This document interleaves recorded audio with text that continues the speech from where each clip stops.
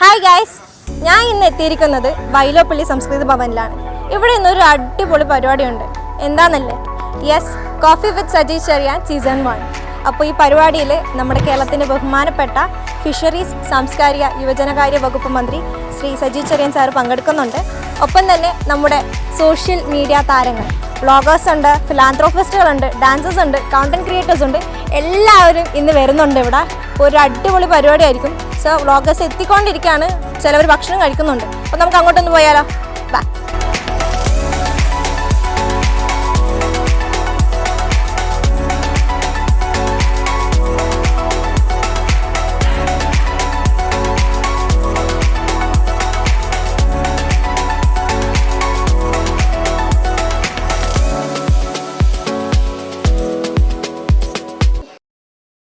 Good morning everyone.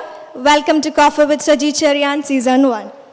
ഉയരം കൂടുന്തോറും രുചി കൂടുന്ന ചായയും കാപ്പിയും കേരളത്തിന് സ്വന്തമാണ്. സ്വന്തം നാടിൻ്റെ സൈന്യം ദുരിത പെയ്ത്തിലും കൊണ്ടുവെക്കുന്ന മത്സ്യങ്ങൾ കേരളത്തിന് സ്വന്തമാണ്. അതുപോലെ തന്നെ തീരവും ഇടനാടും മലനാടും നെല്ലും തെങ്ങും ഫലവൃക്ഷങ്ങളും എല്ലാം നിറഞ്ഞ പശ്ചിമഘട്ടത്തിൻ്റെ സമ്മാനമാണ് കേരളം. ഗ്രാമ നഗര ഭേദമന്യേ ജനസഞ്ചയം പരന്നു നിറഞ്ഞിരിക്കുമ്പോഴും മാനവ വികസന സൂചികയിൽ വികസിത രാജ്യങ്ങളോട് കിടപിടിക്കും നമ്മുടെ നാട്. ആ നാടിൻ്റെ നായകരിൽ ഒരാൾ, പ്രളയം വന്ന് തലയ്ക്കുമീതെ നിന്നപ്പോൾ ഹൃദയം കൊണ്ട് ചേർത്ത് പിടിച്ച ഒരാൾ. നമുക്ക് സ്വാഗതം ചെയ്യാം കേരളത്തിൻ്റെ പ്രിയപ്പെട്ട ഫിഷറീസ്, സാംസ്കാരിക യുവജനകാര്യ വകുപ്പ് മന്ത്രി ശ്രീ സജി ചെറിയാൻ സർ. സർ, സ്വാഗതം. ഈ ജനനായകനോടൊപ്പം ഒരു കപ്പ് കാപ്പി കുടിക്കാനായി പല ദേശങ്ങളിൽ നിന്ന്, പല കാലങ്ങളിൽ നിന്ന് ജനങ്ങളോടൊപ്പം സഞ്ചരിച്ച് ഇവിടെ എത്തിച്ചേർന്നിട്ടുള്ള എല്ലാ സോഷ്യൽ മീഡിയ താരങ്ങൾക്കും സ്വാഗതം. സാർ, ഇതിൽ നമ്മുടെ വ്ളോഗർമാരുണ്ട്, ഇൻഫ്ലുവൻസേഴ്സ് ഉണ്ട്, ഡാൻസേഴ്സ് ഉണ്ട്, കോണ്ടന്റ് ക്രിയേറ്റേഴ്സ് ഉണ്ട്, ഫിലാന്ത്രോഫിസ്റ്റുകളുണ്ട്. സോ യൂണിറ്റി ആൻഡ് ഡൈവേഴ്സിറ്റിയാണ് ഈ ഒരു മേശയ്ക്ക് ചുറ്റും ഇരിക്കുന്നത്. ലൈക്ക് ഒരു ഹൃദയപക്ഷം ഒരുമിച്ചിരിക്കുകയാണ്. സോ സാർ, നമുക്കപ്പോൾ ഇവരെക്കുറിച്ചുള്ള കുറച്ച് വീഡിയോസ് നമ്മൾ റെഡിയാക്കിയിട്ടുണ്ട്. അപ്പോൾ അതൊന്ന് കണ്ടാലോ? അവരെക്കുറിച്ചുള്ള കൂടുതൽ വിശേഷങ്ങളും വിവരങ്ങളൊക്കെ ആ വീഡിയോസിലുണ്ട്. കാണാം. സോ അപ്പോൾ ഫസ്റ്റ് ഓഫ് ഓൾ, സിനിമയിൽ അഭിനയിച്ചിട്ടുണ്ടോ? ഉണ്ട്. ബിഗ് ബോസ് ആരാണോ? യെസ്. എന്നതെല്ലാം അലങ്കാരങ്ങൾ മാത്രമാണ് ഒഴുക്കിനെതിരെ നീന്തി വിജയിച്ച ഒരാളുടെ കാര്യത്തിൽ. തഗ്ഗിൻ്റെ മഹാറാണിക്ക് നാദ്ര മെഹ്റിന് സ്വാഗതം. On to the screen.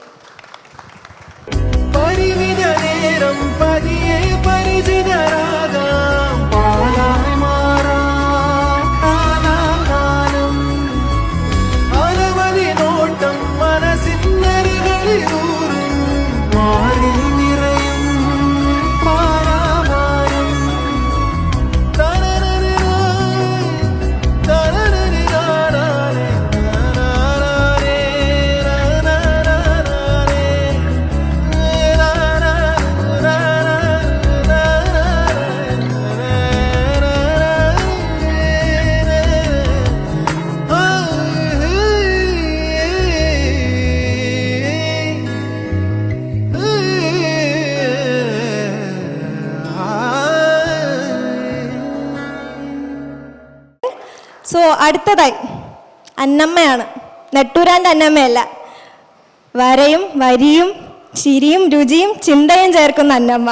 So this is Mrs Usha Mathew. Welcome. So on to the screen. ചൂടുള്ള മട്ടേരിക്കഞ്ഞിയിലേക്ക് നല്ല ബീഫ് തോക്കുന്ന കൂർക്ക മെഴുക്ക് വരട്ടി ഇട്ട് നമ്മുടെ ചേമ്പും സ്രാവും കൂടെയുള്ള നല്ല ഒന്നാം തരം നാടൻ കറി ഇതാ ഇങ്ങനെ എടുത്ത് അതിൻ്റെ മുകളിലേക്ക് ഇതാ ഒഴിച്ച്, എന്നിട്ടിതാ നമുക്ക് പഞ്ഞി പോലെ ആയ സ്രാവ് കണ്ടോ? കൈപൊള്ളി. അതും അതിലും പഞ്ഞി പോലെ ആയ ചേമ്പും എല്ലാം കൂടെ ഇങ്ങനെ ഇട്ട് പീച്ചി പീച്ചി പീച്ചി ഒന്നതാ ഇങ്ങനെ ഇങ്ങനെ ഇളക്കി ഇളക്കി ഇളക്കി മറിച്ച് ഇങ്ങനെ എടുത്ത്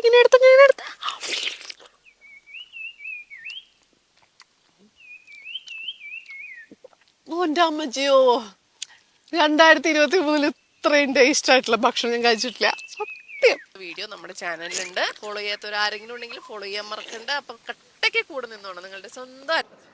so once again welcome Mrs Usha Mathew. അപ്പോൾ അടുത്തതായിട്ട് പൊന്മുട്ട എന്ന ചാനൽ വെബ് സീരീസിലൂടെ മലയാള പ്രേക്ഷകർക്ക് എല്ലാവർക്കും സുപരിചിതയായ ഒരാളാണ്. യെസ്, ഹരിത പാറക്കോട്. സ്വാഗതം. On to the screen. അരെ അങ്ങനെയാണോ? ഞാൻ പറഞ്ഞില്ലല്ലോ. ബസ് ബസ് ബസ് ഞാൻ അത്രേ കഴിക്കും. ബസ്. അച്ഛാ ഓ ഓക്കെ. അച്ഛാ ठीक है बस. ठीक है ഞാൻ വിളിക്കാം. അരെ യാർ മേരെക്കോ സോറി എനിക്ക് വിശ്വസിക്കാൻ പറ്റത്തില്ല. ബഹുത് അങ്ങ് ഒരുപാട് അങ്ങ് യുനോ ഞാൻ പറഞ്ഞു. വൺസ് അഗൈൻ വെൽക്കം മിസ് ഹരിത പാറക്കൂട്. അപ്പോൾ അടുത്തതായിട്ട് ജന്തുലോകങ്ങളുടെ പത്രങ്ങൾ നമ്മൾ ബാലമാസികളിൽ ഒരുപാട് കണ്ടിട്ടുണ്ട്. അതിൻ്റെ ദൃശ്യാവിഷ്കാരം നമ്മളെ ഹഠാതെ ആകർഷിച്ച ഒരു ടീമുണ്ട്, the Chooral. Let's welcome mister Jasim on to the screen.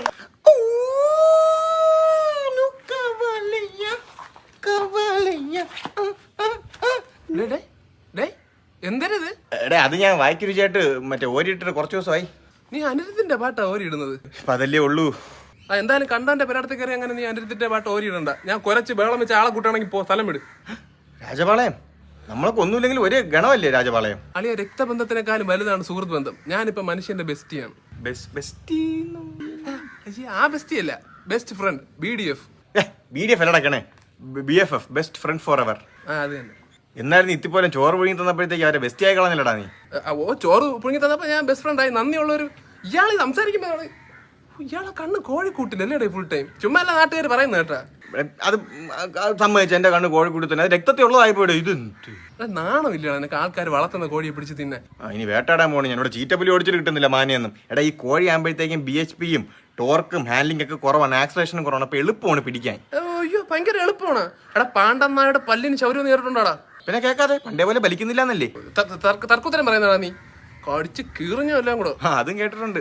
കുരയ്ക്കുന്ന പട്ടി കടിക്കൂലെന്നല്ലേ. യുവമാരത് എന്താന്ന് ഇത് ചെയ്ത് വെച്ചേക്കുന്നത്? നീ പോയി ആ ആടിനെ പശുവിനെ ഇവിടത്തെ ചെറുക്കനെ ആരെന്ന് വെച്ചാൽ പിടിച്ചോണ്ട് പോയിക്കോ. ചങ്ക് പോലെ കൂടെ എന്നിട്ട് അമ്മ ഇട്ട് വെച്ചേക്കുന്ന പഴഞ്ചൊല്ലുകൾ കണ്ടില്ലേ? പക്ഷെ നാണം കെടുത്താനായിട്ട് ഇനി എന്റെ പട്ടി കാലിലേക്ക് യുവമാർക്ക്. Once again welcome mister Jasim.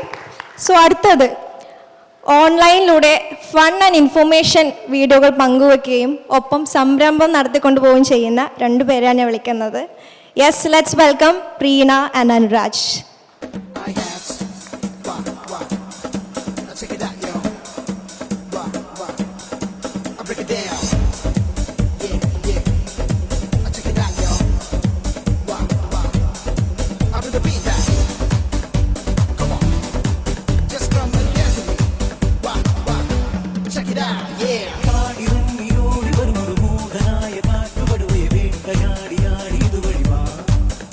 So once again welcome Preena and Anuraj. So അടുത്തത് കോവിഡ് കാലത്ത് നമ്മളെ കുടുകൂടാന്ന് ചിരിപ്പിക്കാൻ തുടങ്ങിയതാ ആര്? വിഷ്ണുപ്രിയ ആൻഡ് പ്രമോദ് പിന്നെ കുടുംബവും.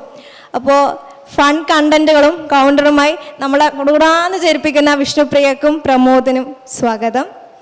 ഒരു പെണ്ണിന്റെ പേര് പറഞ്ഞേ. രേഷ്മയസ്. എന്തോന്ന്? പെണ്ണിന്റെ പേര് രേഷ്മയസ്. രേഷ്മയസ്. ആരാണ് രേഷ്മ? ഒരു പെണ്ണ്. ഒരു പെണ്ണിന്റെ പേര് പറയുമ്പോഴത്തേക്ക് നിങ്ങളുടെ മുന്നിൽ ഒരു പെണ്ണിരിപ്പുണ്ടല്ലോ, എന്റെ പേര് പറയാൻ പാടില്ലേ? നിന്റെ പേര് പറയാനല്ലേ പറഞ്ഞത്? ഒരു പെണ്ണിന്റെ പേര് പറയാനല്ലേ പറഞ്ഞത്? ഞാൻ പെണ്ണല്ലേ? ഇടി അതിന് നീ എന്തൊക്കെ പറഞ്ഞത്? ഒരു പെണ്ണിന്റെ പേര് പറയാനല്ലേ പറഞ്ഞത്? നിന്റെ പേര് പറയാനാണ് പറഞ്ഞത്? വേറൊരു പെണ്ണിന്റെ പേരെന്നല്ല ഉദ്ദേശിച്ചത്. അങ്ങനെയാണ് നിങ്ങളുടെ അമ്മയുടെ പേര് പറയാറുന്നില്ല, അല്ലെ നിങ്ങളുടെ മോടെ പേര് പറയാറുന്നില്ല, പോട്ടെ ഏതെങ്കിലും സഹോദരികളുടെ പേര് പറയാറുന്നില്ല. നമ്മളെ കുടുംബത്തിൽ പോലും ഇല്ലാത്ത ഒരു പേര്, അതാണ് രേഷ്മ. ആരാണ് രേഷ്മ? രേഷ്മ ആരുമല്ല. ആരുമല്ലാത്ത രേഷ്മനെ നിങ്ങൾ എന്തിനു പറഞ്ഞു? ഇടി ഒരു പെണ്ണിന്റെ പേര് പറയാൻ പറഞ്ഞപ്പോഴേക്ക് എന്റെ വായിൽ വന്നൊരു പേര് രേഷ്മ എന്നായിരുന്നു. അങ്ങനെ ഒരാളില്ലടി. അങ്ങനെ ഒരാളില്ലെങ്കിൽ പിന്നെ എങ്ങനെ നിങ്ങളുടെ വായിൽ ആ പേര് വന്ന്? 10ാം ക്ലാസ്സിൽ ഉണ്ടായിരുന്നതാണ്. അപ്പൊ നിങ്ങളുടെ ഫോണൊന്ന് ചെക്ക് ചെയ്യേണ്ടി വരും. അയ്യോ ഫോണിനകത്തൊക്കെ ഒന്നുമില്ല ചെക്ക് ചെയ്യാൻ. തുറക്ക്, ലോക്ക് തുറക്ക്.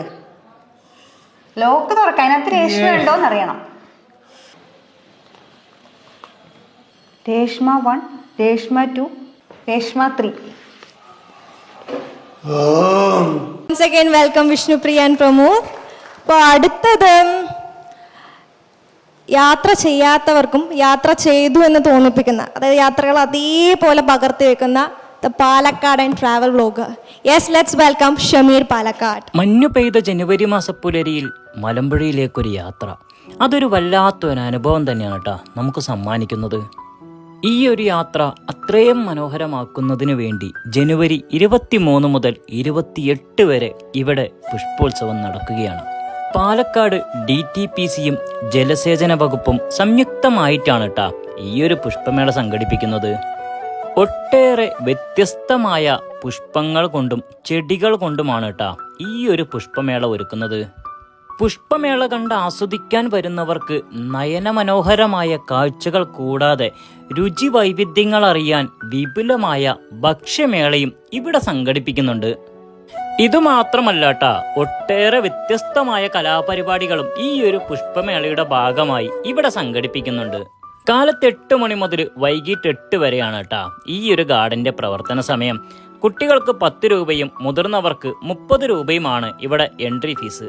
തൂക്കുപാലം, മലമ്പുഴ യക്ഷി, ബോട്ട് സഫാരി, ഡാമിന്റെ top view, children's park, rope way എന്നിവയും ഇവിടുത്തെ ഹൈലൈറ്റ് ആണ്. Welcome mister Shameer Palakkad. അപ്പോൾ അടുത്തതായിട്ട് ചെറിയ എന്നാൽ ജീവിതങ്ങളെ നിർണ്ണയിക്കുന്ന വലിയ ഫലങ്ങൾ ഉണ്ടാക്കുന്ന കാര്യങ്ങളെ നർമ്മത്തിൽ അവതരിപ്പിക്കുന്ന ഒരു entire family. Let's welcome the sister brother combo Arya and Aaron. പറഞ്ഞൊക്കെ ഓർമ്മ ഉണ്ടല്ലേ? ആ ചെറുക്കൻ്റെ അടുത്ത് ഒരു വക പറഞ്ഞു പോവില്ല. ഓക്കെ അമ്മ വല്ല തിന്നാൻ മേടിച്ചമ്മ. മക്കളെ, നീ ഇത് ഒറ്റയ്ക്ക് തിന്നു. എന്നോട് ഒറ്റയ്ക്ക് തിന്നാൻ പറയുന്നു. That's not possible. Something fishy. Normally എന്തെങ്കിലും തിന്നാൻ കൊണ്ടുവന്നു കഴിഞ്ഞാൽ ചാടി വീഴുന്ന അനിയത്തി ഇത് മൈൻഡ് പോലും ചെയ്തിട്ടില്ല. ദാറ്റ് മീൻസ് അവൾ പുറത്തുനിന്നെന്തോ കഴിച്ചിട്ടുണ്ട്. മുട്ട പപ്സ് അവൾക്ക് ഏറ്റവും ഇഷ്ടമുള്ള സാധനം. So it's confirmed. മാളുങ്ങ് വന്നാണ്ടേ. എന്താടി പാതി വെച്ചോ? അവൻ തിരിച്ചു മറിച്ചും ചോദിക്കും. അപ്പൊ ഞാൻ മറിച്ച് തിരിച്ചു പറയും. വേണ്ട ചേട്ടൻ കഴിക്കും. യെസ്, ഞാൻ പ്രതീക്ഷിച്ച പോലെ തന്നെ അവൾ എന്തോ കനത്തിന് കഴിച്ചിട്ടുണ്ട്. അതെന്താണെന്നാണ് എനിക്ക് കണ്ടുപിടിക്കേണ്ടത്. ഓ, ഇച്ചിരി മുട്ട പപ്സ് കഴിച്ചെന്ന് പറഞ്ഞൊന്നും സംഭവിക്കാനൊന്നും പാടില്ല. വേണ്ട ചേട്ടാ.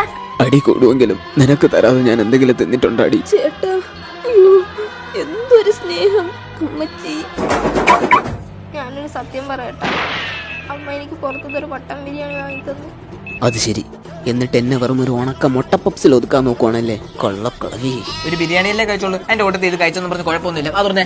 അല്ല ഏട്ടാ, അമ്മ എനിക്ക് ഡബിൾ മിൽക്ക് വാങ്ങി തന്നു. എനിക്ക് ഇനിയൊന്നും വേണ്ട. ഓഹോ, mission completed. Now it's my turn. അമ്മാ, ദേ എനിക്ക് തിന്നാൻ വല്ല മേടിച്ചൊന്നോ, ഇല്ലെങ്കിൽ ഞാൻ ഈ വീട് കമത്തി വെക്കും. ഇതാ കൊണ്ട് തിന്ന. ചേട്ടന്റെ സ്നേഹം കണ്ടപ്പോ ഞാൻ പറഞ്ഞു പോയമ്മ. നീ അവനെ 22 വർഷങ്ങളിലേ കണ്ടുള്ളു. ഞാൻ അവൻ ജനിച്ച മുതൽ കാണാൻ തുടങ്ങിയതാണ്. So once again welcome Arya and Arun. അടുത്തതായിട്ട് സ്ഥിരമായി യാത്ര ചെയ്യുന്ന ഒരാൾ എഴുത്തിൽ വന്നു ചേർന്ന് വിട്ടു. പക്ഷെ പിന്നെ എഴുത്തിൽ കാണിച്ചത് അല്ലെങ്കിൽ എഴുത്തിൽ വന്നത് ആ യാത്രകളെ അതേപോലെ പകർത്തുന്നത്. അതായത് ഓരോ റീഡേഴ്സിനും ആ യാത്രയിലൂടെ പോകുന്ന പോലെ ഒരു ഫീൽ കിട്ടി. ആയുർവേദത്തിൻ്റെ ഗൃഹാതുരത്വമായി എത്തുന്ന ഡോക്ടർ മിത്ര സതീഷ്.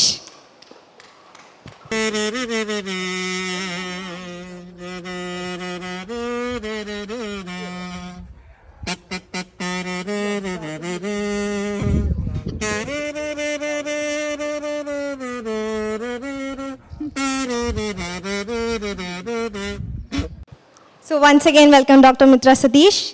അടുത്തതായിട്ട് ഹാപ്പിനെസ് ഇസ് ടുഗെദർനെസ് എന്നല്ലേ അല്ലേ? ഈ കാപ്പുകൂടിയും അത് തന്നെയല്ലേ ഉദ്ദേശിക്കുന്നത്? അപ്പോൾ ഒരുമിച്ചിരിക്കുന്ന ഓരോ നിമിഷ കഥകളെ അത് പിന്നീട് ആലോചിക്കുമ്പോൾ സന്തോഷിപ്പിക്കുന്നുണ്ടെങ്കിൽ അതൊരു വലിയ കാര്യം തന്നെയാണ്. So let's welcome the Mallu couple Ajeesh and Shonima.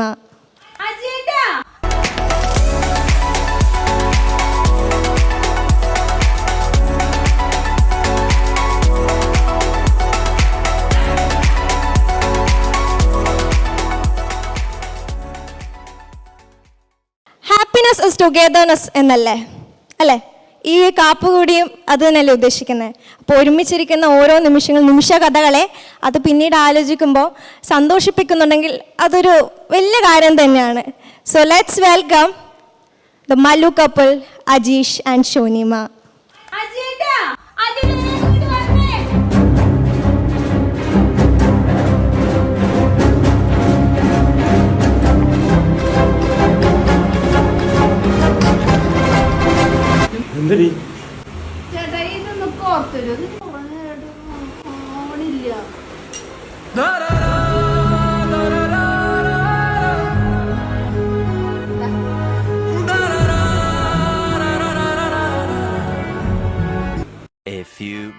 later.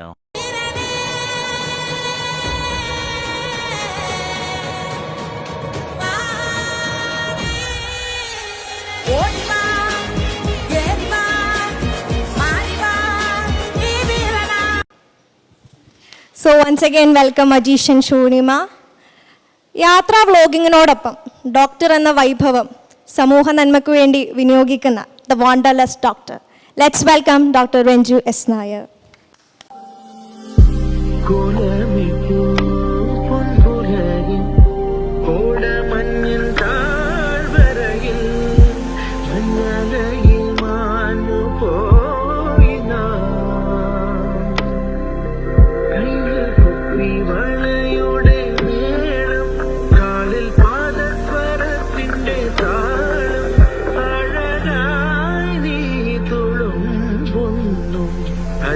ഹൃദയം കുളിരുന്നു വെച്ച നാൾ മുതൽ തോന്നി എന്റെ സ്വന്തം. So once again welcome doctor Ranju S Nair. അപ്പോൾ അടുത്തതായി എൻ്റെ മച്ചാമയൻ തന്നെയാണ്. അപ്പോൾ വിജയ് ഗോവിന്ദ് എന്ന വിജയ് മച്ചാന് സ്വാഗതം. മച്ചാ, നമ്മുടെ റോഡ് പണിക്കൊക്കെ ഉണ്ടല്ലോ, മെറ്റിൽ ഇറക്കിടത്തില്ലേ? ഒറ്റ നോട്ടത്തിൽ ഞാൻ ആദ്യം വിചാരിച്ച മെറ്റിലാന്ന്, പക്ഷെ പിന്നെ മനസ്സിലായത് ഇത് മുഴുവൻ കക്കയാണ് കേട്ടോ. മുഴുവൻ കക്കയെന്ന് വെച്ചാൽ മുഴുവൻ കക്ക. ഇത് മെറ്റിലിറക്കിയിടുന്ന പോലെയാണ് സാധനം, കണ്ടില്ലേ? ഇത് ഇവിടെ ഫുള്ള് ഇത് കണ്ടില്ലേ, ഇത് ഫുള്ള് ഇതാണ്, ഈ കിടക്കുന്ന മുഴുവൻ കക്കയാണ്. ഇതൊക്കെ അപ്പോൾ എത്ര നാളത്തെ കളക്ഷൻ ആയിരിക്കും? പിന്നെ ഈ സ്ഥലം എവിടെയാണ്? ആലപ്പുഴക്കാർക്ക് എവിടെയെങ്കിലും അറിയാവുന്നവരുള്ളതെങ്കിൽ ഒന്ന് കമൻറ്റ് ഇട്ടേക്കണേ. So once again welcome Vijay മച്ചാൻ. അപ്പോൾ അടുത്തതായി the golden face of Kochi 2024, Mrs Kerala diligent and Mrs Kerala photogenic. Welcome model Arya G R.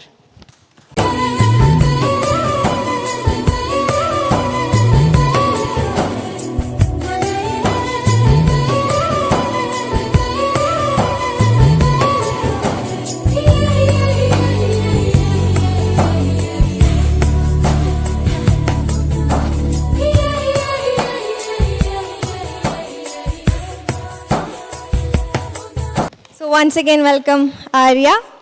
അപ്പോൾ അടുത്തതായി ചെറുപ്പം മുതലേ വിശപ്പിൻ്റെ അസുഖമുള്ള ആളായെന്ന് ബയോലിട്ട ഒരാളാണ്. The Ernakulam based food blogger food Maddy. Welcome sir.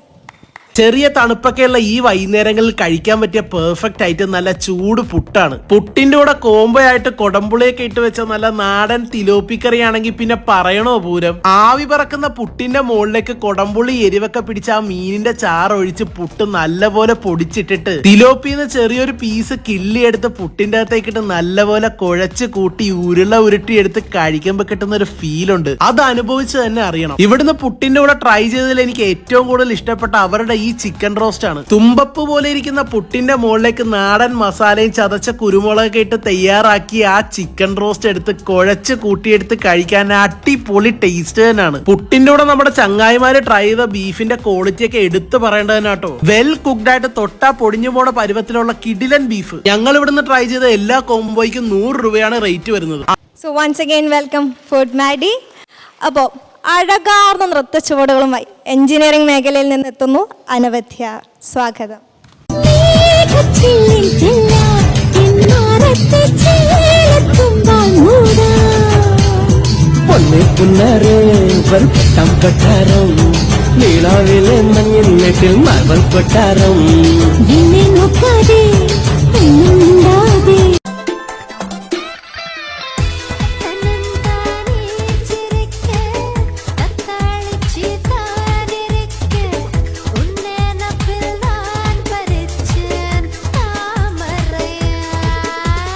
So once again welcome Miss Anavidya. Melvin, Christopher, Dominic, Kichukurin, Avni and Amal. ഇവർ ഒരു സംഘമാണ്. പുതിയ കാലത്തിൻ്റെ കുശുമ്പും കുന്നായ്മയും അതോടൊപ്പം തന്നെ അനുഭവങ്ങളെല്ലാം കൂട്ടി ഒരുക്കിയ ഒരു ഫൺ കണ്ടന്റ് എടുക്കുന്ന ഒരു തകർപ്പൻ ടീമാണ് ദ MC എൻ്റർടൈനേഴ്സ്. പക്ഷെ ഒരു വിഷമമുണ്ട്, അവന് വന്നിട്ടില്ല.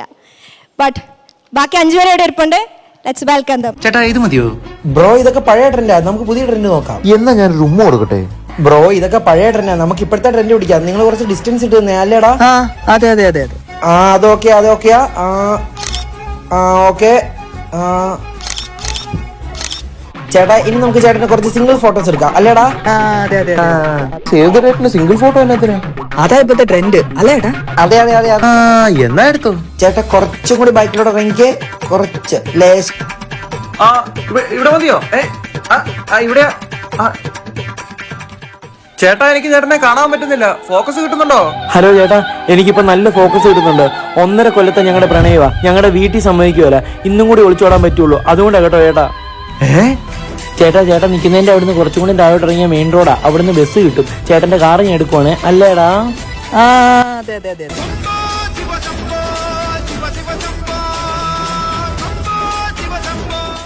So once again welcome the MC entertainers.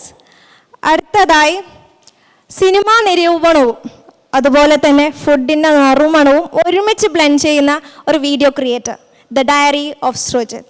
Let's welcome Srijith. നമ്മുടെ കൊടുങ്ങല്ലൂരുള്ള തീരദേശ പഴങ്കഞ്ഞി കടയിലേക്കാണ് ഞാനിന്ന് പോകുന്നത്. ഇവിടുന്ന് നമ്മൾ കഴിച്ചു നോക്കിയത് ചട്ടിച്ചോറും പഴങ്കഞ്ഞും പിന്നെ നെയ്ച്ചോറും ബീഫാണ് കേട്ടോ. ചട്ടിച്ചോറിന്റെ കൂടെ ഞണ്ട്, കക്ക, ഫിഷ് ഫ്രൈ, ബീഫ്, ചിക്കൻ അങ്ങനെ കുറെ ഐറ്റംസ് ഉണ്ടായിരുന്നു. ചട്ടിച്ചോറ് കഴിച്ചു നോക്കി ഞങ്ങൾക്ക് ഇഷ്ടപ്പെട്ടു. അതിൽ കുറെ ഐറ്റംസ് ഉള്ള കാരണം വർത്തായിട്ടാണ് ഫീൽ ചെയ്തത്. ഇത് കഴിഞ്ഞ് നെയ്ച്ചോറും ബീഫായിരുന്നു കഴിച്ചു നോക്കിയത്. അതിൽ റൈസ് കൊള്ളായിരുന്നു, പക്ഷെ ബീഫ് അത്രയ്ക്ക് അങ്ങ് ഇഷ്ടപ്പെട്ടില്ല. പിന്നെ പഴങ്കഞ്ഞും കുടിച്ചു നോക്കി, അതും ജസ്റ്റ് ആവറേജ് ആയിട്ടാണ് ഞങ്ങൾക്ക് തോന്നിയത്. ഈ ഒരു കടയിലെ ചട്ടിച്ചോറിന് ഒരുപാട് ഫാൻസ് ഉണ്ട്. നിങ്ങൾ ഇവിടുന്ന് കഴിച്ചിട്ടുണ്ടെങ്കിൽ നിങ്ങളുടെ എക്സ്പീരിയൻസുകൾ ഒന്ന് കമന്റ് ചെയ്യണേ. നമുക്ക് അടുത്ത സ്പോട്ടായിട്ട് വീണ്ടും കാണാം കേട്ടോ. Once again welcome Srijith. അടുത്തതായി മറ്റുള്ളവരുടെ പുഞ്ചിരിക്ക് വേണ്ടി വേഷപ്പകർച്ചകളിലൂടെ കൂട്ടുകാരെയും കൂട്ടി ഒരുപാട് വീഡിയോസ് ചെയ്യും. ആ ഓരോ വീഡിയോസും നമ്മളെ ചിന്തിപ്പിക്കുകയും ചിരിപ്പിക്കുകയും ചെയ്യും. Yes, the triple green. Let's welcome the one behind triple green, Nishan David. Ravi ഭാര്യ പ്രസവിച്ചേട്ടാ, പെൺകുട്ടികളാ. ഇരട്ടപ്പിള്ളേര് ഇല്ലടാ. ഇപ്പോഴത്തെ കാലത്ത് പെൺപിള്ളേരാ നല്ലത്. അതാകുമ്പത്തിന് നമുക്ക് വയസ്സാകാത്തൊരു സഹായമാവും എല്ലാ കാര്യത്തിനും. അതെ എടാ, ഞാൻ വിളിക്കാട്ടാ. എനിക്ക് കുറച്ച് പേരെ കൂടി വിളിച്ച് പറയാനുണ്ട്. ഞാൻ വിളിക്കാം.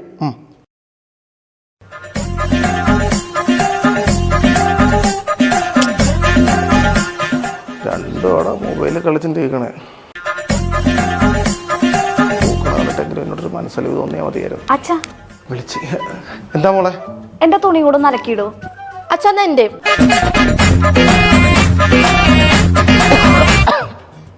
മക്കളെ, അച്ഛനൊട്ടും വയ്യ. ആരെങ്കിലും ഒരാൾ പോയിട്ട് ആ പാത്രം ഒന്ന് കഴിവൊക്കെ പ്ലീസ്.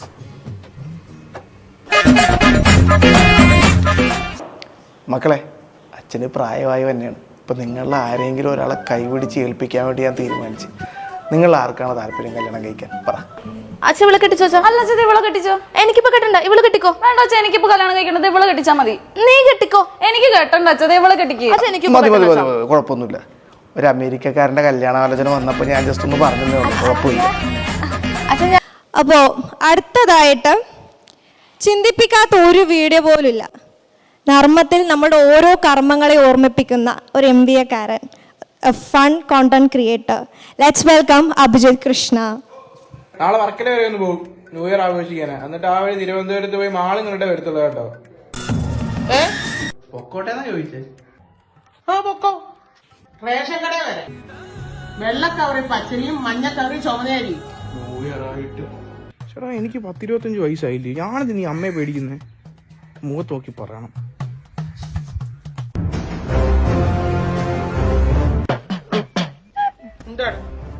അമ്മ, ഞാൻ മണ്ണെണ്ണൊക്കെ ഇപ്പൊ എവിടെയായിരുന്നു ഇരിക്കുന്നത്? അല്ല, ഞാൻ എടുത്തോളാം. So once again welcome mister Abhijith Krishna. അപ്പോൾ നമ്മളെല്ലാവരും അങ്ങ് പരിചയപ്പെട്ടു. സർ, ഇതൊക്കെയാണ് നമ്മളെ ഡിഫറെൻറ്റ് ഫീൽഡ്സ് എന്ന് പറയുന്ന സോഷ്യൽ മീഡിയ സ്റ്റാർസ്. അപ്പോൾ നമുക്കിനി നമ്മുടെ ബഹുമാനപ്പെട്ട സാറിൻ്റെ വാക്കുകൾക്ക് കാതോർക്കാം. Right sir, please. നമസ്കാരം. നിങ്ങളെല്ലാവരെയും ഇപ്പോൾ നേരിട്ടൊന്ന് പരിചയപ്പെടാൻ കഴിഞ്ഞത് ഒരുപാട് സന്തോഷകരമായൊരു കാര്യമാണ്. നിങ്ങളെല്ലാവരെയും വീഡിയോകളിലൂടെ കുറേശ്ശെ കണ്ടിട്ടുണ്ടെങ്കിലും സത്യത്തിൽ ഈ പരിപാടി ഇങ്ങനെയാണ് പ്ലാൻ ചെയ്തതെന്നുള്ളത് ഇവിടെ വന്നപ്പോൾ എനിക്ക് മനസ്സിലായി. എൻ്റെ ധാരണ മുഴുവൻ നിങ്ങൾ ഞാനുമായിട്ട് ചെറിയ ആശയവിനിമയമൊക്കെ നടത്തി ചായ കുടിച്ച് പിരിയാമെന്നുള്ളതാണ് ഉദ്ദേശിച്ചെങ്കിലും അർത്ഥവത്തായ ഒരുപാട് വീഡിയോസ് വ്യത്യസ്തങ്ങളായ തലങ്ങളിൽ നിങ്ങൾ നിങ്ങളുടെ കഴിവുകൾ തെളിയിച്ചതിൻ്റെ വീഡിയോസ് ഒക്കെ കണ്ടപ്പോൾ നമ്മുടെ അടുത്ത തലമുറ നമ്മുടെ പ്രതീക്ഷയ്ക്ക് അപ്പുറം വളരുന്നു എന്നത് അഭിമാനകരമാണ്, വളരെ സന്തോഷകരമായ കാര്യമാണ്.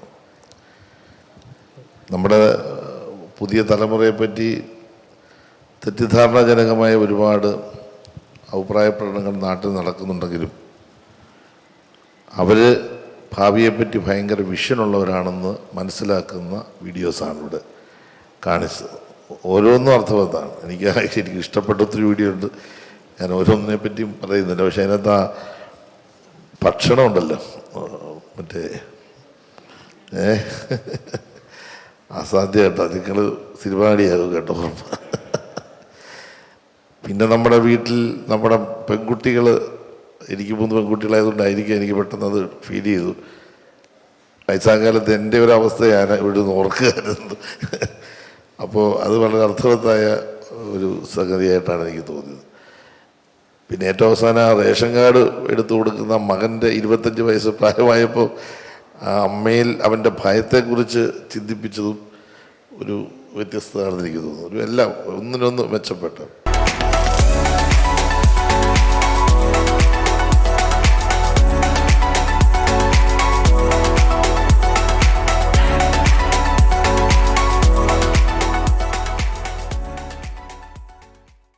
രണ്ടു ദിവസം ഞാൻ കാര്യമായിട്ട് ഭക്ഷണം പോലും കഴിക്കാതെ നിന്ന്. കാരണം ഭക്ഷണം കഴിച്ചാൽ നമ്മൾ എന്ത് ചെയ്യുന്നുള്ളൊരു ഫീലിൽ.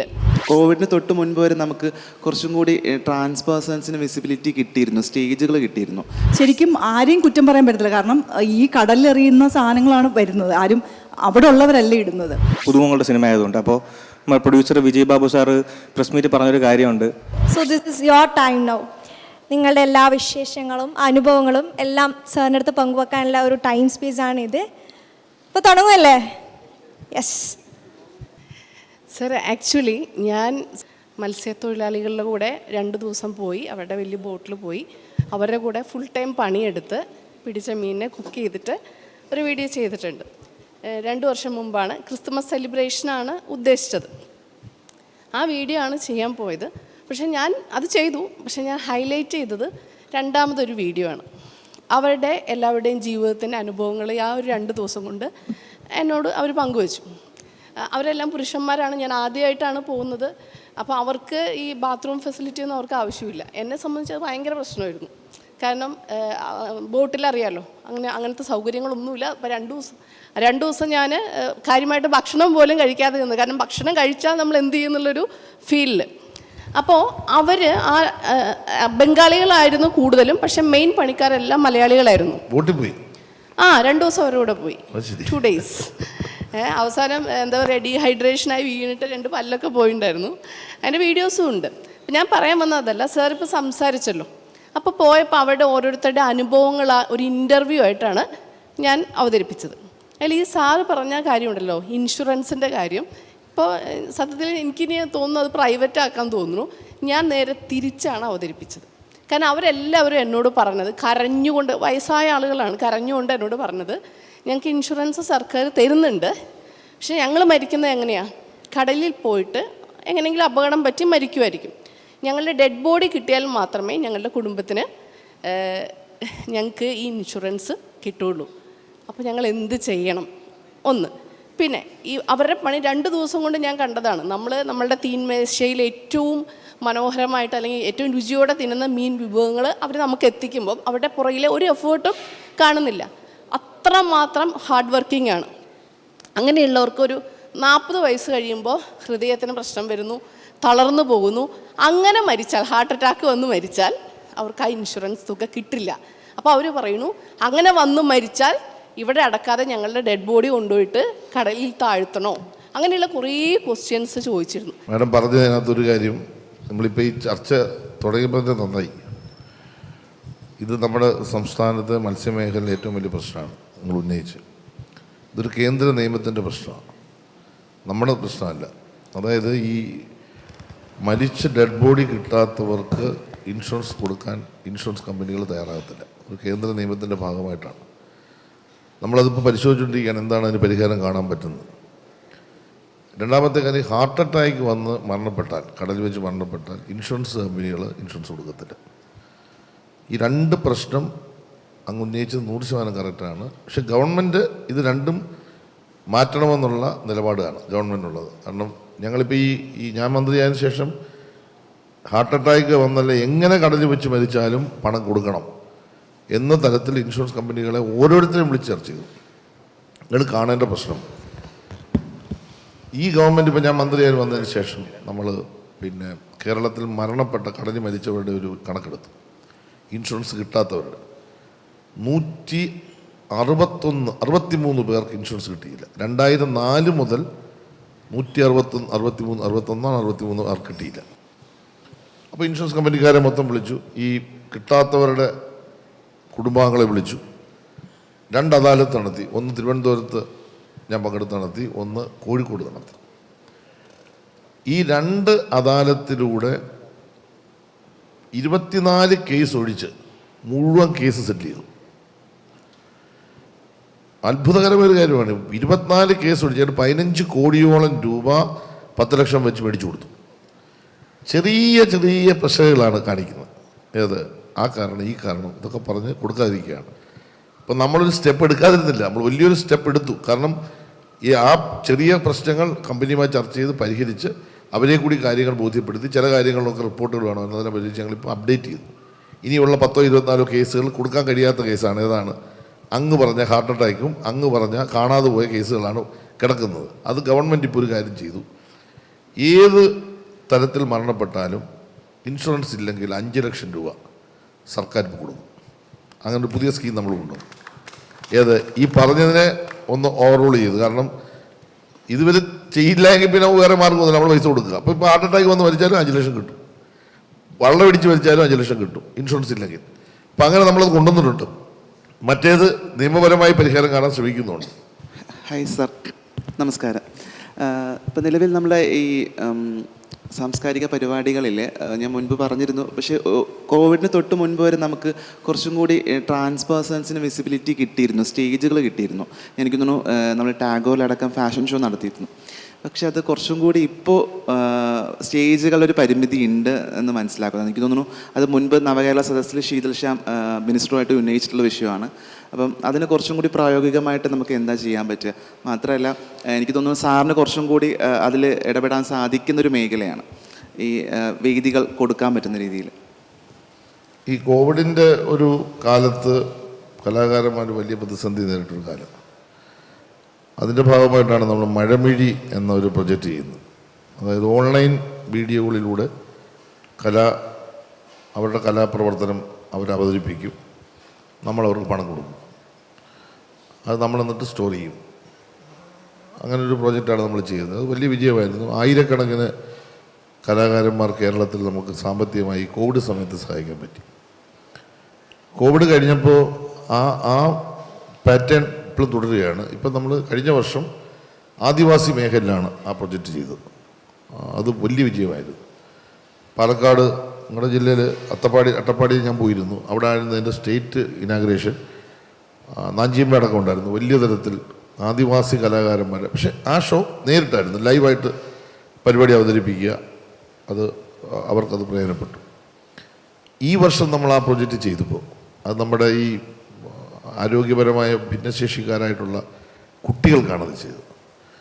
അത് ട്രിവാൻഡ്രം ഇപ്പോൾ അതിൻ്റെ പരിപാടി കഴിഞ്ഞു. ഇപ്പോൾ 4 ജില്ലകളിലായിട്ട് അതിൻ്റെ പ്രൊജക്റ്റ് ചെയ്തുകൊണ്ടിരിക്കുക. ഒരുപാട് ഭിന്നശേഷി കുട്ടികൾ. ഞാൻ ട്രിവാൻഡ്രത്തെ ഇനാഗ്രേഷന് പോയി. എന്നെ സത്യം പറഞ്ഞാൽ അത്ഭുതപ്പെടുത്തി. നമ്മൾ എത്രയോ ഭാഗ്യവാന്മാരും ഭാഗ്യവതികളാണ്. ഈ ഭിന്നശേഷിയുള്ള കുഞ്ഞുങ്ങൾ അവർ വന്ന്, അല്ലെങ്കിൽ ചെറുപ്പക്കാർ അവർ വന്ന് അവരുടെ കലാപരിപാടികൾ അവതരിപ്പിക്കുമ്പോൾ നമ്മൾ കൊടുക്കുന്ന ഒരു സപ്പോർട്ട് 3500 രൂപ കൊടുക്കും ഒരു കലാകാരന്. ഇപ്പോൾ 4. അടുത്ത പ്രാവശ്യം തീരദേശ മേഖല, അതിൻ്റെ അടുത്ത പ്രാവശ്യം ട്രാൻസ്ജെൻഡേഴ്സിനായിരിക്കും. അപ്പോൾ ആ ഒരു പ്രോജക്റ്റിനകത്ത് ട്രാൻസ്ജെൻഡേഴ്സിനെ കൂടെ നമ്മൾ ഉൾപ്പെടുത്തും. നിങ്ങളുടെ ഈ അഭിപ്രായത്തിൻ്റെ ഭാഗമായി ഇപ്പം ഞാൻ പ്രഖ്യാപിക്കുകയാണ്, നിങ്ങളെ ഉൾപ്പെടുത്തും. അങ്ങനെ വന്നാൽ കേരളത്തിലെ ട്രാൻസ്ജെൻഡേഴ്സായിട്ടുള്ള കലാകാരന്മാർക്കും കലാകാരികൾക്കും പരിപാടി അവതരിപ്പിച്ച് ഒരു വലിയ സ്റ്റേജ് കിട്ടും. നമ്മൾ സാമ്പത്തികമായ സഹായം ചെയ്യും. സാർ, ആദ്യം തന്നെ ഈ ഒരു പരിപാടി വളരെ നല്ലൊരു പരിപാടിയായിട്ടാണ് അനുഭവപ്പെട്ടത്. ആദ്യം എന്നെ ഇതിനും വിളിച്ചപ്പോൾ എന്താണ് അങ്ങനെ വന്ന് കണ്ട് എന്താണ് എന്നുള്ള ഒരു സംശയം ഉണ്ടായിരുന്നു. പക്ഷേ സാർ ഇപ്പോൾ പറഞ്ഞ കാര്യങ്ങൾ പലതും സാർ പറഞ്ഞ വളരെ ശരിയാണ്. കാരണം ഒരുപാട് കാര്യങ്ങൾ നമ്മൾ അറിയാതെ പോകുന്നുണ്ട്. അപ്പം ആ രീതിയിൽ എനിക്ക് തോന്നുന്നു ഇത് നല്ലൊരു പരിപാടിയായിട്ട് തോന്നുന്നു. പിന്നെ 1-2 സജഷൻസിനെ കുറിച്ച് പറയാനാണ്. സാർ ഇപ്പം യുവജനക്ഷേമവും ഫിഷറീസും സാർ ഡീൽ ചെയ്യുന്നുണ്ട്. ഞാൻ പലപ്പോഴും എനിക്ക് കുറേ ഫ്രണ്ട്സ് ഉണ്ട്. അപ്പോൾ യാത്രക്കാർ പലപ്പോഴും വരുമ്പോഴത്തേക്ക് നമ്മളവരെ കൊണ്ടുപോകുന്ന മിക്കവാറും ഈ കുമ്പളങ്ങി അങ്ങനത്തെ കുറേ തീരദേശ പ്രദേശങ്ങളിലോട്ടാണ് പോകുന്നത്. അപ്പോൾ അവിടെയൊക്കെ പോയി നമ്മൾ മനുഷ്യരുമായിട്ട് ഇടപെടുമ്പോൾ മനസ്സിലാകുന്നത് വെച്ച് കഴിഞ്ഞാൽ ഇന്നത്തെ ഒരു തലമുറ ഇതിലോട്ട് ഇറങ്ങാനായിട്ട് കുറച്ച് ഒരു വിമുഖത കാണിക്കുന്നുണ്ട്. ഒരു തൊഴിലും മോശമായിട്ട് എനിക്ക് തോന്നിയിട്ടില്ല. എന്ത് തൊഴിലും നമ്മൾ അന്തസ്സോടെ തന്നെ ചെയ്യുന്നതാണ്. അപ്പം എനിക്കപ്പോൾ തോന്നിയ ഒരു കാര്യം എന്ന് വെച്ച് കഴിഞ്ഞാൽ ഇപ്പോൾ ഫ്രഷ് ടു ഹോം നമുക്ക് എല്ലാവർക്കും ഇപ്പം ഞാൻ താമസിക്കുന്ന കാക്കനാടാണ്. കാക്കനാട് ഏരിയയുടെ ഏറ്റവും വലിയ പ്രശ്നം എന്ന് വെച്ച് കഴിഞ്ഞാൽ ഒരുപാട് അതിഥി തൊഴിലാളികളുള്ള സ്ഥലമാണ്. അവിടെ പലപ്പോഴും നമുക്ക് ഫിഷ് വാങ്ങിക്കാൻ തന്നെ പേടി തോന്നും. കാരണം നമുക്കൊരു പരിചയമില്ലാത്ത ഫിഷാണ് അവിടെ വിൽക്കാൻ വെച്ചിരിക്കുന്നത്. അപ്പോൾ ഇത് ഏത് കാലത്ത് എവിടെ നിന്ന് പിടിച്ചുകൊണ്ട് വരുന്നത്? കാരണം അവർക്ക് വേണ്ടിയിട്ടാണ് അങ്ങനത്തെ ഫിഷും വരുന്നത്. അപ്പോൾ ആ ഒരു ഭയം നമുക്കുണ്ട്. അപ്പോൾ എന്തുകൊണ്ട് നമുക്കൊരു ആപ്പ്, കാരണം ഇവർക്കൊരിക്കലും ആപ്പ് ഡെവലപ്പ് ചെയ്യാനുള്ള അത്ര സ്കില്ലില്ല. ഒരു ആപ്പ് നമുക്ക് ഡെവലപ്പ് ചെയ്ത് ഈ യങ്ങർ ജനറേഷൻ, അതായത് ഈ തൊഴിൽ ഫിഷറീസിലുള്ള അല്ലെങ്കിൽ ഈ മത്സ്യ തൊഴിലാളികളുടെ മക്കൾക്ക് ഇതിൽ കുറച്ചൊരു ട്രെയിനിങ് കൊടുത്തു കഴിഞ്ഞാൽ വളരെ നന്നായിട്ട് ഇത് കൊണ്ടുപോകാൻ പറ്റും. കാരണം എന്തായാലും നഗരത്തിൽ താമസിക്കുന്നവർക്ക് ഇങ്ങനെ പോയി വാങ്ങിക്കാനൊന്നും പറ്റില്ല. അപ്പോൾ ആ രീതിയിൽ നമുക്ക് 2 ഡിപ്പാർട്ട്മെൻറ്റും സാറിൻ്റെ കീഴിൽ തന്നെ ആയതുകൊണ്ട് ഇതിനെക്കുറിച്ചൊന്ന് ചിന്തിക്കണമെന്ന് ഒരു അഭിപ്രായമുണ്ട്. പറഞ്ഞോട്ടെ സാറേ? അത് ഒന്നാമത്തെ കാര്യം. രണ്ടാമത്തെ കാര്യം സാറ് പറഞ്ഞ തീരദേശ ക്ലീനിങ് ഏറ്റവും ബുദ്ധിമുട്ട് നമ്മൾ തോന്നുന്നതാണ്. കാരണം ഞാൻ പലപ്പോഴും ഫോർട്ട് കൊച്ചിയിലെ ക്ലീനിങ്ങിന് പോയിട്ടുണ്ട്. പക്ഷേ പ്രശ്നം എന്ന് വെച്ച് കഴിഞ്ഞാൽ നമ്മൾ ഈ ഒരു കൂട്ടായ്മയായിട്ട് പോകുന്നു, അത് ക്ലീൻ ചെയ്യുന്നു, തിരിച്ചു വരുന്നു. 2 ദിവസം കഴിഞ്ഞ് നമ്മൾ പോകുമ്പം ഇതേ സ്ഥിതിയാണ്. അത് ശരിക്കും ആരെയും കുറ്റം പറയാൻ പറ്റത്തില്ല. കാരണം ഈ കടലിലെറിയുന്ന സാധനങ്ങളാണ് വരുന്നത്, ആരും അവിടെ ഉള്ളവരല്ല ഇടുന്നത്. അപ്പോൾ നമുക്കൊരു കൃത്യമായിട്ടുള്ളൊരു പ്രോജക്റ്റാണ് അതിന് വേണ്ടത്. അപ്പോൾ അതിന് നമുക്ക് ഏറ്റവും യൂട്ടിലൈസ് ചെയ്യാൻ പറ്റുന്നത് NSS ആണ്. ഞാൻ NSSൻ്റെ പ്രോഗ്രാം ഓഫീസറായിരുന്നു. അപ്പോൾ ആ സമയത്ത് നമ്മളിത് ചെയ്തിരുന്നു. പക്ഷേ നമുക്കൊരിക്കലും ഈ കുട്ടികളെ കൊണ്ട് എല്ലാ ആഴ്ചയും പോയി ചെയ്യാൻ പറ്റത്തില്ല. അതേസമയം നമുക്ക് സ്കൂളുകളിലും കോളേജുകളിലും ധാരാളം ഉണ്ട്. അപ്പോൾ നമുക്കൊരു റൂസ്റ്റർ പോലെ ഉണ്ടാക്കിയിട്ട് ഒരു വർഷത്തിലൊരിക്കലും ഒരു സ്കൂളിൽ ഏറ്റെടുത്താൽ മതി. അപ്പോൾ നമ്മൾ കൃത്യമായിട്ട് അവർക്ക് കൊടുത്ത എല്ലാ സൺഡേയും ഈ ക്ലീനിങ് നടക്കും. നമുക്ക് വേറെ ചിലവുകളോ ഒന്നുമില്ല. അപ്പോൾ ആ രീതിയിൽ NSSുമായിട്ട് കോർഡിനേറ്റ് ചെയ്ത് ഈ ഒരു ക്ലീനിങ് പരിപാടി ചെയ്യണം എന്നുള്ളതാണ് മറ്റൊരു അഭിപ്രായം. നമ്മളിപ്പോൾ ആദ്യം പറഞ്ഞ നമ്മുടെ ഫ്രഷ് ഫിഷ് അതിൻ്റെ മാർക്കറ്റിംഗ് നമ്മളിപ്പോൾ തന്നെ ഒരു ആപ്പ് തയ്യാറാക്കി കഴിഞ്ഞു. യുവജനക്ഷേമ ബോർഡ് വഴി മാർക്കറ്റിങ്ങിനുള്ള കുട്ടികളെ സെലക്ട് ചെയ്ത് കഴിഞ്ഞു. നമ്മുടെ വിഴിഞ്ഞത്തും കൊല്ലത്തും 2 സെൻറ്ററുകൾ ഓപ്പൺ ചെയ്യാൻ അതിൻ്റെ നിർമ്മാണം പൂർത്തീകരിച്ചു. കേരളത്തിൽ ആദ്യമായി ഈ പറയുന്ന ഫ്രഷ് ഫിഷ് ഈ ആപ്പ് വഴി ഒരു പ്രൊഫഷണലായി മാർക്കറ്റ് ചെയ്യുന്ന ഒരു സംവിധാനം 1 മാസത്തിനകം തുടങ്ങും. അപ്പോൾ എറണാകുളത്ത് വീട്ടിൽ നിന്ന് ഒരൊറ്റ വിളിച്ചാൽ മതി, മീൻ അവിടെ കിട്ടും. അതുകൂടാതെ ഡ്രൈ ഫിഷിൻ്റെ പ്രോജക്റ്റും ഇതിൻ്റെ ഭാഗമായിട്ട് ചെയ്യുന്നുണ്ട്. അത് ഞങ്ങൾ തീരദേശ വികസന കോർപ്പറേഷനെ കൊണ്ടാണ് അതിപ്പോൾ ചെയ്യാൻ ഉദ്ദേശിക്കുന്നത്. 2 സ്ഥലത്തും അതിൻ്റെ നിർമ്മാണ പ്രവർത്തനങ്ങൾ പൂർത്തീകരിച്ച് കഴിഞ്ഞു. ഇനിയിപ്പം ബാക്കി അതിൻ്റെ ആപ്ലിക്കേഷൻസിലായി ഉടനെ തന്നെ നമുക്ക് സ്റ്റാർട്ട് ചെയ്യാൻ പറ്റും. അങ്ങ് വെച്ച വലിയൊരു നിർദ്ദേശമാണ്. പക്ഷേ ആ നിർദ്ദേശം നമ്മളിപ്പോൾ തുടങ്ങാൻ തീരുമാനിച്ച് മുന്നോട്ട് പോയി കഴിഞ്ഞു. ഇതുവഴി ഉണ്ടാകാൻ പോകുന്നത് 2 കാര്യമാണ്. ഒന്ന്, തൊഴിൽ വലിയ തരത്തിൽ ആളുകൾക്ക് തൊഴിൽ കിട്ടും. 2, ശുദ്ധമായ മാലിന്യമില്ലാത്ത അല്ലെങ്കിൽ വിഷമില്ലാത്ത മത്സ്യം നമ്മുടെ വീടുകളിൽ കിട്ടും. ഈ 2 കാര്യം ഉറപ്പുവരുത്തുക എന്നതാണ് ഉദ്ദേശിക്കുന്നത്. ഈ രാഷ്ട്രീയത്തിലൊക്കെ അറിവ് ഭയങ്കര കുറവാണ്. അത് ക്രെഡിറ്റായിട്ട് പറയുകയല്ല, അത് കുറവാണെന്ന് അംഗീകരിച്ചുകൊണ്ട് തന്നെ പറയുകയാണ്. അപ്പോൾ എന്തെങ്കിലും പറയുന്ന തെറ്റുണ്ടെങ്കിൽ ക്ഷമിക്കണം. ഇപ്പോൾ സിനിമയുടെ കാര്യം പറഞ്ഞതുകൊണ്ട് ഞാൻ ഇപ്പോൾ അഭിനയിച്ച സിനിമയുടെ അതുമായിട്ട് ബന്ധപ്പെട്ടൊരു ഇൻസിഡൻറ്റിൽ ഒരു പ്രസ് മീറ്റിൽ സംസാരിച്ച ഒരു കാര്യം എനിക്ക് പറയണമെന്നുണ്ട്. അതായത് നമ്മളൊരു ചെറിയ സിനിമയായിരുന്നു, ഫ്രൈഡേ ഫിലിം ഹൗസ് എന്ന വലിയ പ്രൊഡക്ഷൻ കമ്പനിയുടെ തന്നെ ഒരു ചെറിയ സിനിമയായിരുന്നു. അപ്പോൾ നമുക്ക് ഈ തിയേറ്ററിൽ കിട്ടാൻ കുറച്ച് ബുദ്ധിമുട്ടുണ്ടായിരുന്നു. പുതിയ ആളുടെ യൂത്ത് പുതുമുഖങ്ങളുടെ സിനിമ ആയതുകൊണ്ട്. അപ്പോൾ നമ്മുടെ producer Vijay Babu sir press meet പറഞ്ഞൊരു കാര്യമുണ്ട്. ഈ സൂപ്പർ സ്റ്റാറുടെ സിനിമകൾ അല്ലെങ്കിൽ അന്യഭാഷാ സിനിമകൾക്കാണ് ഇവിടെ കൂടുതൽ പ്രിഫറൻസ് എപ്പോഴും തിയേറ്റർ ഒരുപാട് കിട്ടുന്നത്. അപ്പോൾ ഇതുപോലുള്ള എക്സ്പെരിമെൻ്റൽ മൂവീസ് അല്ലെങ്കിൽ പുതിയ ആൾക്കാരുടെ സിനിമ അല്ലെങ്കിൽ കണ്ടൻറ് ഓറിയൻറ്റഡ് വരുന്ന ചെറിയ ചെറിയ സിനിമകൾക്ക് വേണ്ടത്ര ഒരു ചാൻസ് കിട്ടുന്നില്ല, തിയേറ്ററിൽ ഓടാനുള്ള അവസരം കിട്ടുന്നില്ല. അപ്പോൾ അതിന് എന്ത് ചെയ്യാമെന്നൊരു കൺഫ്യൂഷനിലാണ് ഇത്രയും ഹിറ്റ് സിനിമകളൊക്കെ എടുത്തൊരു പ്രൊഡ്യൂസറിന് പോലും അതിൽ കറക്റ്റൊരു ഇതെങ്ങനെ ഇത് ഓവർകം ചെയ്യണമെന്നൊരു ധാരണയില്ല. അപ്പോൾ പുള്ളി അന്ന് പറഞ്ഞ വിജയ് ബാബു സാർ അന്ന് പറഞ്ഞൊരു കാര്യമെന്ന് വെച്ചാൽ, ഇപ്പോൾ ഇവിടെ മെയിനായിട്ട് പറഞ്ഞ കാര്യം, ഇപ്പോൾ അന്യഭാഷാ സിനിമകൾ അത് പണ്ടൊക്കെ ചിലപ്പോൾ രജനീകാന്ത്, വിജയ്, അജിത്ത് അങ്ങനെ കുറച്ച് പേരുടെ സിനിമകൾക്ക് മാത്രമേ ആ ഒരു സ്വീകാര്യത ഉണ്ടായിരുന്നുള്ളൂ. പക്ഷേ ഇപ്പോൾ അങ്ങനെയല്ല. ഇപ്പോൾ കോവിഡൊക്കെ വന്നതിന് ശേഷം OTT പ്ലാറ്റ്ഫോംസിൽ നമ്മൾ മലയാളികളെ എല്ലാ ഭാഷകളും കണ്ടു തുടങ്ങിയതിന് ശേഷം ഒരുപാട് താരങ്ങളുടെ സിനിമകൾക്ക് ഇവിടെ ഉള്ള പുതുമുഖങ്ങളെക്കാളും സ്വീകാര്യത കിട്ടി തുടങ്ങുമ്പോൾ തിയേറ്ററിലും അത് തന്നെയാണ് അവസ്ഥ. അപ്പോൾ വിജയ് ബാബു സാർ പറഞ്ഞൊരു കാര്യം, മഹാരാഷ്ട്ര പോലുള്ള അങ്ങനെ പല സംസ്ഥാനങ്ങളിൽ അവിടെ ഒരു നിയമം ഉണ്ടെന്ന് പറഞ്ഞു. അതായത് തിയേറ്ററിൽ ഇത്ര ശതമാനം തിയേറ്ററുകളിൽ മലയാള സിനിമകൾ എന്തായാലും വേണം, അങ്ങനൊരു നിയമം പല സംസ്ഥാനങ്ങളിലുണ്ട്. അപ്പോൾ ഇവിടെ അത് ഇല്ല. അങ്ങനൊരു സംഭവം വന്നു കഴിഞ്ഞാൽ ചിലപ്പോൾ ഉപകാരമാവുമെന്നിങ്ങനെ ഒരു ആശയം പറഞ്ഞിട്ടുണ്ടായിരുന്നു. അപ്പോൾ അതിനെപ്പറ്റി എനിക്ക് അതിൻ്റെ കറക്റ്റ് കാര്യം എന്താണെന്ന് സാറൊന്ന് കേട്ടാൽ കൊള്ളാമെന്നുണ്ട്. നമ്മളിപ്പോൾ 2-3 കാര്യങ്ങളിപ്പോൾ ചെയ്യുന്നുണ്ട്. ഇപ്പോൾ നമ്മൾ ചിത്രാഞ്ജലി KSFDC ഉപയോഗിച്ചിട്ട് 150 കോടി രൂപയുടെ ഒരു പ്രോജക്റ്റ് ഇപ്പോൾ തുടങ്ങി. മനോഹരമായ ഒരു ഷൂട്ടിംഗ് ലൊക്കേഷൻ ഡെവലപ്പ് ചെയ്യുക, ഏറ്റവും ആധുനികമായ ക്യാമറകളും സാങ്കേതിക സംവിധാനവും ഒരുക്കുക.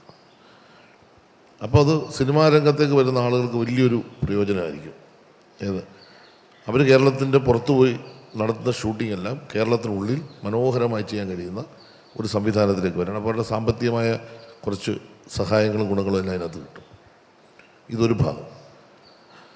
2, നമ്മുടെ ഇപ്പോൾ ഉള്ള തിയേറ്ററിൽ കൂടാതെ നമ്മളിപ്പം 10 തിയേറ്ററോളം പണിതുകൊണ്ടിരിക്കുകയാണ്. 27 തിയേറ്ററുകൾ ഈ ഗവൺമെൻറ് കാലത്ത് തീരാനാണ് ഉദ്ദേശിക്കുന്നത്. 27-30 തിയേറ്റർ വരും. ഇപ്പോൾ 4 തിയേറ്റർ സെഷൻ ഞങ്ങൾ വെച്ചിട്ടുണ്ട്. അതുകൂടെ വന്നു കഴിഞ്ഞാൽ 30 തിയേറ്ററോളം കേരളത്തിൽ വരും. ഈ 30 തിയേറ്ററുകളിൽ, ഗവൺമെൻറ് തിയേറ്ററുകളിൽ നമ്മുടെ മലയാള പടങ്ങൾക്ക് നല്ല പ്രാധാന്യം കൊടുക്കും. അതിനകത്ത് യാതൊരു സംശയം വേണ്ട. ഈ 30 തിയേറ്റർ മാത്രമല്ല, മലയാള പടങ്ങളിൽ തന്നെ ഈ വലിയ പ്രമുഖന്മാർ അഭിനയിക്കാത്ത കാരണം കൊണ്ട് അധികം ഓടാത്ത പടങ്ങൾ, അതിന് കുറച്ച് പ്രാധാന്യം നമ്മൾ കൊടുക്കും. കാരണം അവർക്ക് ആ പടങ്ങൾ അവിടെ ഓടി അവർക്ക് ചെറിയ വരുമാനം കിട്ടുന്ന കാര്യത്തിൽ ഒരു സഹായകരമായ നിലപാടായിരിക്കും സ്വീകരിക്കുന്നത്. അതുകൊണ്ട് ഈ പ്രശ്നത്തിന് പരിഹാരം കാണുന്നില്ല. ഇപ്പം നമ്മൾ OTT പ്ലാറ്റ്ഫോം ആയിക്കഴിഞ്ഞു. ബഹുമാനപ്പെട്ട മുഖ്യമന്ത്രി ഈ ദിവസങ്ങൾ അദ്ദേഹം തീയെ തരാമെന്ന് പറഞ്ഞു കഴിഞ്ഞു. നമ്മളത് ലോഞ്ച് ചെയ്യാൻ പോവുകയാണ്. കേരളത്തിൽ ഇന്ത്യയിൽ ആദ്യമായി ഒരു ഗവൺമെൻറ് OTT പ്ലാറ്റ്ഫോം ലോഞ്ച് ചെയ്യുന്നത് ആദ്യം കേരളത്തിലായിരിക്കും. ആ OTT പ്ലാറ്റ്ഫോമിൻ്റെ പ്രത്യേകത എന്ന് വെച്ച് കഴിഞ്ഞാൽ അതിൽ ഭൂരിപക്ഷം സ്പേസ് ഉപയോഗപ്പെടുത്താൻ പോകുന്നത് ഈ പറയുന്ന നല്ല ചിത്രങ്ങൾ, പക്ഷേ വലിയ വലിയ നടന്മാരും നടികളും ഇല്ലാതെ വരുമ്പോൾ ഓടാത്ത സിനിമകൾ, പക്ഷേ നല്ല മനോഹരമായ ചിത്രങ്ങളായിരിക്കും. പലതും 4-5 ദിവസം ഓടി അവസാനിച്ചു പോയി. അപ്പോൾ ആ ചിത്രങ്ങൾ പ്രൊമോട്ട് ചെയ്യുക, മലയാള ചിത്രങ്ങൾ പൂർണ്ണമായും പ്രൊമോട്ട് ചെയ്യുക. അതാണ് OTT പ്ലാറ്റ്ഫോമിലൂടെ നമ്മളിപ്പോൾ ഉദ്ദേശിക്കുന്നത്. അത് പൂർണ്ണമായി കഴിഞ്ഞു. നമ്മളിപ്പോൾ അത് ഇൻട്രൊഡ്യൂസ് ചെയ്യാൻ പോവുകയാണ്. ഈ 2 കാര്യം. കൊച്ചിയിൽ ഇതുപോലെ തന്നെ ഒരു ഷൂട്ടിംഗ് സംവിധാനം, ലൊക്കേഷൻ ക്രിയേറ്റ് ചെയ്യണം കൊച്ചി. അവിടെയും ഈ പറയുന്ന ആധുനികമായ സാങ്കേതിക സംവിധാനങ്ങൾ പരമാവധി ഉപയോഗപ്പെടുത്തിക്കൊണ്ടാണ് അവിടെയും ചെയ്യുന്നത്. ടൂറിസം മന്ത്രിയുമായിട്ട് ഇപ്പം നമ്മൾ സംസാരിച്ചു കഴിഞ്ഞു. ഞങ്ങളിപ്പം പറഞ്ഞൊരു കാര്യം, ടൂറിസത്തിൻ്റെ ഡെസ്റ്റിനേഷൻസ് കേരളത്തിലുണ്ട്, കൾച്ചറൽ ഡെസ്റ്റിനേഷൻസ് കേരളത്തിലുണ്ട്. 100 കണക്കിന്. ഇത് ഭൂമിശാസ്ത്രപരമായി ഗോഡ്സ് ഓൺ കൺട്രി എന്ന് പറയുന്നത് വളരെ അക്ഷരാർത്ഥത്തിൽ സമ്പന്നമാണ്. നമ്മുടെ ആ ഭാഗങ്ങളിൽ വരുന്ന ലൊക്കേഷൻസ് ഐഡൻറ്റിഫൈ ചെയ്തിട്ട് പിന്നെ സിനിമ ഇതിനാവശ്യമായ കൊടുക്കാനുള്ള, അല്ലെങ്കിൽ അവർക്ക് ആവശ്യമായിട്ടുള്ള സഹായങ്ങൾ ചെയ്യാൻ കഴിയുന്ന കുറച്ച് ലൊക്കേഷൻസ് ക്രിയേറ്റ് ചെയ്യുക. അത് നമ്മളിപ്പോൾ ആലോചിച്ചിട്ടുണ്ട്. അങ്ങനെ വരുമ്പോൾ എല്ലാ കേരളത്തിലെ സിനിമകളും, കേരളത്തിന് പുറത്തുള്ള സിനിമകൾ കേരളത്തിൽ വന്ന് ഷൂട്ട് ചെയ്യാൻ കഴിയുന്ന ഒരു സമീപനം കൂടി സ്വീകരിക്കുമ്പോൾ നമുക്ക് മെച്ചപ്പെട്ട മാറ്റം ഉണ്ടാക്കാൻ കഴിയും. ഇതുകൊണ്ടും ഈ പ്രശ്നം തീരുന്നില്ല. സിനിമാ രംഗത്തെ പ്രശ്നങ്ങൾ മൊത്തം ചർച്ച ചെയ്യാൻ ഒരു കോൺക്ലേവ് കൂടാൻ പോവുകയാണ്. അത് ഈ രംഗത്ത് ഇപ്പം വലിയ വരുമാനമുള്ളവരുണ്ട്, താഴെ ഒരു പൈസ വരുമാനം ഇല്ലാത്ത ലൈറ്റ് ബോയ് ഉൾപ്പെടെയുണ്ട്. അപ്പോൾ ഈ മേഖലയുടെ വ്യാവസായികമായി ഇതിനെ എങ്ങനെ ഉയർത്താൻ കഴിയും, അതിനൊരു നയമെങ്ങനെ രൂപീകരിക്കാൻ കഴിയും, കേരളത്തിലെ എല്ലാ സിനിമാ രംഗത്തെ പ്രഗത്ഭന്മാരെയും പങ്കെടുപ്പിച്ചുകൊണ്ട് ഒരു കോൺക്ലേവ് നടത്താൻ ഇപ്പോൾ ഗവൺമെൻറ് ഉദ്ദേശിച്ചിട്ടുണ്ട്. ഈ വരുന്ന മാസങ്ങളിൽ അത് നടത്താനാണ് ലക്ഷ്യമിടുന്നത്. ഇതെല്ലാം കൂടി വരുമ്പോൾ അവരുടെ നിർദ്ദേശങ്ങളെ കേട്ടിട്ട് ഭാവി സിനിമയ്ക്ക് പ്രൊമോഷൻ കിട്ടും എന്നാണ് ഞാൻ പ്രതീക്ഷിക്കുന്നത്. എന്തായാലും അർത്ഥവത്തായ ഒരു ചോദ്യമായിട്ടാണ് ഞാൻ കാണുന്നത്. നല്ല പ്രോഗ്രാം ആയിരുന്നു, ഭയങ്കര യൂസ്ഫുൾ ആണ്. ബിക്കോസ് ഇവിടെ വന്നിട്ട് കുറേ കാര്യങ്ങൾ എനിക്കും അറിയാൻ പറ്റി. യുനോ ഡേ ടു ഡേ ബേസിസിൽ ചിലപ്പോൾ നമ്മൾ എല്ലാ കാര്യങ്ങളും അപ്ഡേറ്റഡ് ആയിരിക്കില്ലല്ലോ. സാറ് പറഞ്ഞപ്പോൾ നമ്മൾ കൂടുതൽ കാര്യങ്ങൾ അറിഞ്ഞു, ഒരുപാട് കാര്യങ്ങൾ ചെയ്യുന്നുണ്ട്. സോ അതിൽ ഒരുപാട് സന്തോഷമുണ്ട്. പിന്നെ ഇന്ന് എല്ലാവരും ചോദിച്ച ചോദ്യങ്ങൾക്കൊക്കെ സാറ് പറഞ്ഞ മറുപടിയും പിന്നെ എല്ലാ സജഷൻസും എടുത്തു. So it was A great show. ഈ ഒരു കല അല്ലെങ്കിൽ ഇങ്ങനെ കോണ്ടന്റ് ക്രിയേഷൻ ഇതിലുള്ള ആളുകൾക്കും നല്ലൊരു കാര്യമല്ലേ. എല്ലാവരും ആ ഒരു മേഖലയ്ക്ക് കൂടുതൽ ഇത് കിട്ടുന്നുണ്ട്, പബ്ലിസിറ്റി കിട്ടുന്നുണ്ട്. അവർക്ക് എന്തെങ്കിലും സഹായം വേണമെങ്കിൽ അത് കിട്ടാൻ സാധ്യതയുണ്ട്. So it's A nice thing, good initiative. അറിയാത്ത കുറേ കാര്യങ്ങളെ പറ്റിയിട്ട് അറിയാൻ പറ്റി. പിന്നെ നമ്മുടെ തോട്ട്സ് ആണെങ്കിലും പുള്ളിക്കാരനോട് പറയാൻ പറ്റി. അത് പുള്ളിക്കാരൻ കേൾക്കാനുള്ളൊരു മനസ്സ് കാണിച്ചു. അപ്പോൾ നല്ലൊരു എക്സ്പീരിയൻസ് ആയിരുന്നു, അടിപൊളിയായിരുന്നു. പിന്നെ കുറേ അഭിപ്രായങ്ങളൊക്കെ കേട്ടായിരുന്നു, അതൊക്കെ ഇനി നടക്കുമെന്ന് വിശ്വസിക്കുന്നു. എനിക്ക് അറിഞ്ഞൂടാ. പിന്നെ ആദ്യമായിട്ടാണ് ഒരു മന്ത്രി ഇത്ര അടുത്ത് കാണുന്നത്. അങ്ങനെ കാണാൻ കിട്ടിയതിൽ വളരെ സന്തോഷമുണ്ട്. നന്നായിരുന്നു, നല്ല പരിപാടിയായിരുന്നു, ഒരു പുതിയ അനുഭവം. പിന്നെ കുറേ കാര്യങ്ങളൊക്കെ അറിയാൻ പറ്റി. നമുക്കറിയില്ലാത്ത കുറേ കാര്യങ്ങളുണ്ടായിരുന്നു. കാരണം ഇങ്ങനെയൊക്കെയാണ് ഫിഷറീസിന്റെ കുറേ കാര്യങ്ങൾ. എടുത്തു പറയാനാണെന്നുണ്ടെങ്കിൽ നമ്മൾ സോഷ്യൽ മീഡിയയിലൂടെ കണ്ടിട്ടുള്ള കുറേ ആൾക്കാരാണല്ലോ ഇവരെല്ലാവരും. നമുക്ക് ഡയറക്റ്റ് കാണുമ്പോൾ നമ്മൾ ഇവരെ കുറേ നാളായിട്ട് കണ്ടുകൊണ്ടിരിക്കുന്ന ഫ്രണ്ട്സിനെ പോലെ തന്നെയാണ് ഫീൽ ചെയ്യുന്നത്. പക്ഷേ എല്ലാവരെയും മിക്കവരെയും ആദ്യമായിട്ടാണ് കാണുന്നത്. അപ്പോൾ എല്ലാവരുമായിട്ടുള്ളൊരു പരിചയം പുതുക്കാൻ പറ്റി എന്നുള്ളതാണ് ഒന്നാമത്തെ കാര്യം. പിന്നെ നമുക്ക് അറിയാത്ത പല കാര്യം, ഗവൺമെൻറ് ചെയ്യുന്ന അറിയാതെ പോകുന്ന പല കാര്യങ്ങളും സാർ പറഞ്ഞപ്പോഴാണ് നമുക്ക് മനസ്സിലാകുന്നത്. സംഭവം അടിപൊളിയാണ്. കാരണം നമ്മുടെ സർക്കാരിൻ്റെ ഭാഗത്തു നിന്നും പ്രത്യേകിച്ച് നമ്മുടെ മിനിസ്റ്ററുടെ ഭാഗത്തു നിന്ന് ഇത്തരം ഒരു പ്രോഗ്രാം കണ്ടക്ട് ചെയ്യും. ഇൻഫ്ലുവൻസർമാർക്ക് ഒരു പ്രയോറിറ്റി, ഇൻഫ്ലുവൻസർമാരെന്നല്ല, ഇതിലിപ്പോൾ ഒരുപാട് ഡാൻസേഴ്സ് അങ്ങനെ ഒരുപാട് പേര് ഇത് കണ്ടക്ട് ചെയ്തു. അപ്പോൾ ആ ഒരു ഭാഗത്തു നിന്ന് നമ്മുടെ കേരളത്തിന് വേണ്ടി എന്തെല്ലാം, ഈ ഡിപ്പാർട്ട്മെൻറ്റിന് എന്തെല്ലാം ചെയ്യാൻ കഴിയും എന്നുള്ളതിന് വേണ്ടി ഈ ഒരു പരിപാടി കണ്ടക്ട് ചെയ്ത് തന്നെ വലിയൊരു സന്തോഷം തോന്നുന്നു. Good programme. ഗവൺമെൻറ് ഇത്ര കാര്യങ്ങൾ ചെയ്യുന്നുണ്ടെന്ന് ഇപ്പോഴാണ് മനസ്സിലായത്. കുറേ കാര്യങ്ങൾ അതിപ്പം പറഞ്ഞപ്പോഴാണ് നമുക്ക് മനസ്സിലായത്. പിന്നെ പ്രൊമോട്ട് ചെയ്യുന്ന കാര്യങ്ങളെ പറ്റി സാറ് പറഞ്ഞു, അതൊക്കെ നമുക്ക് ട്രൈ ചെയ്ത് നോക്കാം. വെറും ഒരു കോഫി പ്രോഗ്രാം അല്ല എന്നുള്ള കാര്യം മാത്രം മനസ്സിലായി. വളരെ സീരിയസ് ആയിട്ടുള്ള കാര്യങ്ങളെ കുറിച്ചാണ് മാക്സിമം എല്ലാവരും ചർച്ച ചെയ്യുന്നത്. അപ്പം കൂടുതൽ കാര്യങ്ങളിലേക്ക് ശ്രദ്ധിക്കാം എന്നുള്ള കാര്യം മനസ്സിലായി. നല്ലൊരു പ്രോഗ്രാം ആയിരുന്നു. നമുക്ക് ഇത്രയും അടുത്ത് ഞങ്ങൾ ഫസ്റ്റ് ടൈമാണ് ഒരു മന്ത്രിയുടെ ഒപ്പം എന്ന് പറയുമ്പോൾ ഞങ്ങൾക്ക് തന്നെ അതൊരു വലിയ സംഭവമായിട്ട് തോന്നിയിട്ടുണ്ട്. അപ്പോൾ ആളിനായിട്ട് ഇതുപോലെ സംസാരിക്കാനും അല്ലെങ്കിൽ നമ്മുടെ പ്രശ്നങ്ങളൊക്കെ ഷെയർ ചെയ്യാനൊക്കെ പറ്റുകയെന്ന് പറഞ്ഞാൽ ഞങ്ങൾ ആഗ്രഹിച്ചൊരു കാര്യമാണ്. പക്ഷേ ഇനിയും കുറേ കാര്യങ്ങൾ പറയാനുണ്ട്. പക്ഷെ അത് നമുക്ക് വേറൊരു അവസരം ഉണ്ടാവാമെന്ന് സാറ് പറഞ്ഞിട്ടുണ്ട്. സാറ് സംസാരിക്കുന്നതിന് ഇടയ്ക്ക് തന്നെ എല്ലാവരും അങ്ങോട്ടും ഇങ്ങോട്ടും ഒരു കണക്ഷൻ വന്നായിരുന്നു. പിന്നെ ഇറങ്ങിയപ്പോൾ തന്നെ എല്ലാവരും അന്ന് ഇങ്ങോട്ട് സംസാരിച്ച് നമുക്ക് പേഴ്സണലി അറിയില്ലെങ്കിൽ നമുക്ക് സോഷ്യൽ മീഡിയ വഴി എല്ലാവരെയും അറിയാം. ഇപ്പം എല്ലാവരും ഏകദേശം സംസാരിക്കാൻ നമുക്കൊരു സന്തോഷം. പ്രോഗ്രാം നല്ലതായിരുന്നു. അറിയാത്ത കുറേ കാര്യങ്ങൾ അറിയാൻ പറ്റും. ഹാപ്പിയാണ്. ഹാപ്പി ആയിരുന്നു. ഒരുപാട് ആളുകൾക്ക് അവരുടെ സജഷൻസും കാര്യങ്ങളൊക്കെ പറയാനുള്ള ഒരു അവസരം കൂടിയാണ് നമുക്കിപ്പോൾ കിട്ടിയത്. നോർമലി നമുക്ക് ഇങ്ങനെ കോൺടാക്ട് ചെയ്യാനുള്ള ഒരു അവസരങ്ങളൊന്നും കിട്ടാറില്ല. പക്ഷേ ഡയറക്റ്റ് മീറ്റ് ആയതുകൊണ്ടിട്ട് നമുക്ക് നമ്മളുടെ കാര്യങ്ങളും യൂട്യൂബ് സംബന്ധിച്ച കാര്യങ്ങളും പിന്നെ അത് കൂടാണ്ട് തന്നെ നമുക്ക് ഫിഷറീസ് ബന്ധപ്പെട്ട കാര്യങ്ങളും കുറേ കാര്യങ്ങൾ നമുക്ക് മന്ത്രിയായിട്ട് നമുക്ക് പങ്കുവെക്കാൻ സാധിച്ചു. ഞാൻ ആദ്യമായിട്ടോ ഇങ്ങനത്തെ ഒരു ഗെറ്റ് ടുഗദർ പോലത്തെ ഒരു സെഷൻ പങ്കെടുക്കുന്നത്. കുറേ പേരെ കാണാൻ പറ്റി, പരിചയപ്പെടാൻ പറ്റി. ഓഫ്കോഴ്സ് സാറിനെ കാണാൻ പറ്റി എന്നുള്ളതാണ്. പുള്ളി ഭയങ്കര കൂളാണെന്നുള്ളത് നമ്മൾ ഒരു പക്ഷേ ഈ സെക്ഷനോട് മനസ്സിലാക്കാൻ പറ്റിയിട്ടുണ്ട്. പുള്ളി ഞങ്ങളുടെ നിർദ്ദേശമൊക്കെ പരിഗണിച്ചിട്ട് മുന്നോട്ട് പോകാമെന്നൊക്കെ വാക്ക് തന്നിട്ടുണ്ട്. അപ്പോൾ എന്തായാലും ഒരു പ്രതീക്ഷയുണ്ട്. കാരണം സോഷ്യൽ മീഡിയ ലോകം ഇന്ന് അനുഭവിക്കുന്ന ഒരു ബുദ്ധിമുട്ടും പ്രശ്നങ്ങളില്ലെങ്കിൽ അവർക്ക് വേണ്ട കാര്യങ്ങളൊക്കെ സംസാരിക്കാൻ പറ്റി എന്നുള്ളതാണ്. അപ്പോൾ എന്തായാലും ഇത് യൂസ്ഫുൾ ആകും ഭാവിയിൽ. അടിപൊളി പരിപാടിയായിരുന്നു ശരിക്കും. ഇത്രയും ഇതായിട്ട് ചെയ്യാൻ പറ്റും. നല്ല ടെൻഷൻ ഉണ്ടായിരുന്നു ഇവിടെ വന്നപ്പോൾ. എന്ത് ചെയ്യാം, എന്ത് പറയണം ഒരു പിടുത്തമില്ല. പക്ഷെ ഹാപ്പി അടിപൊളിയായിരുന്നു. നല്ല പ്രോഗ്രാം ആയിരുന്നു. ഞാൻ പുള്ളിയുടെ മണ്ഡലത്തിലുള്ള ഒരാളാണ്. അപ്പം പുള്ളിയെ കണ്ടിട്ടുണ്ട്. സത്യം പറഞ്ഞാൽ എനിക്ക് നേരത്തെ ഈ രാഷ്ട്രീയം കാര്യങ്ങളൊന്നും താല്പര്യമുള്ള ഒരാളല്ലായിരുന്നു. പക്ഷെ പുള്ളി വന്നിട്ട് ഞങ്ങളുടെ നാട്ടിൽ ഭയങ്കര കാര്യങ്ങൾ നടന്നിട്ടുണ്ട് കേട്ടോ. അറിയാവുന്ന പഴയ കൂട്ടുകാരെ കണ്ടുമുട്ടി നല്ല ഹാപ്പിയാണ്. ഫുഡും സൂപ്പറായിരുന്നു.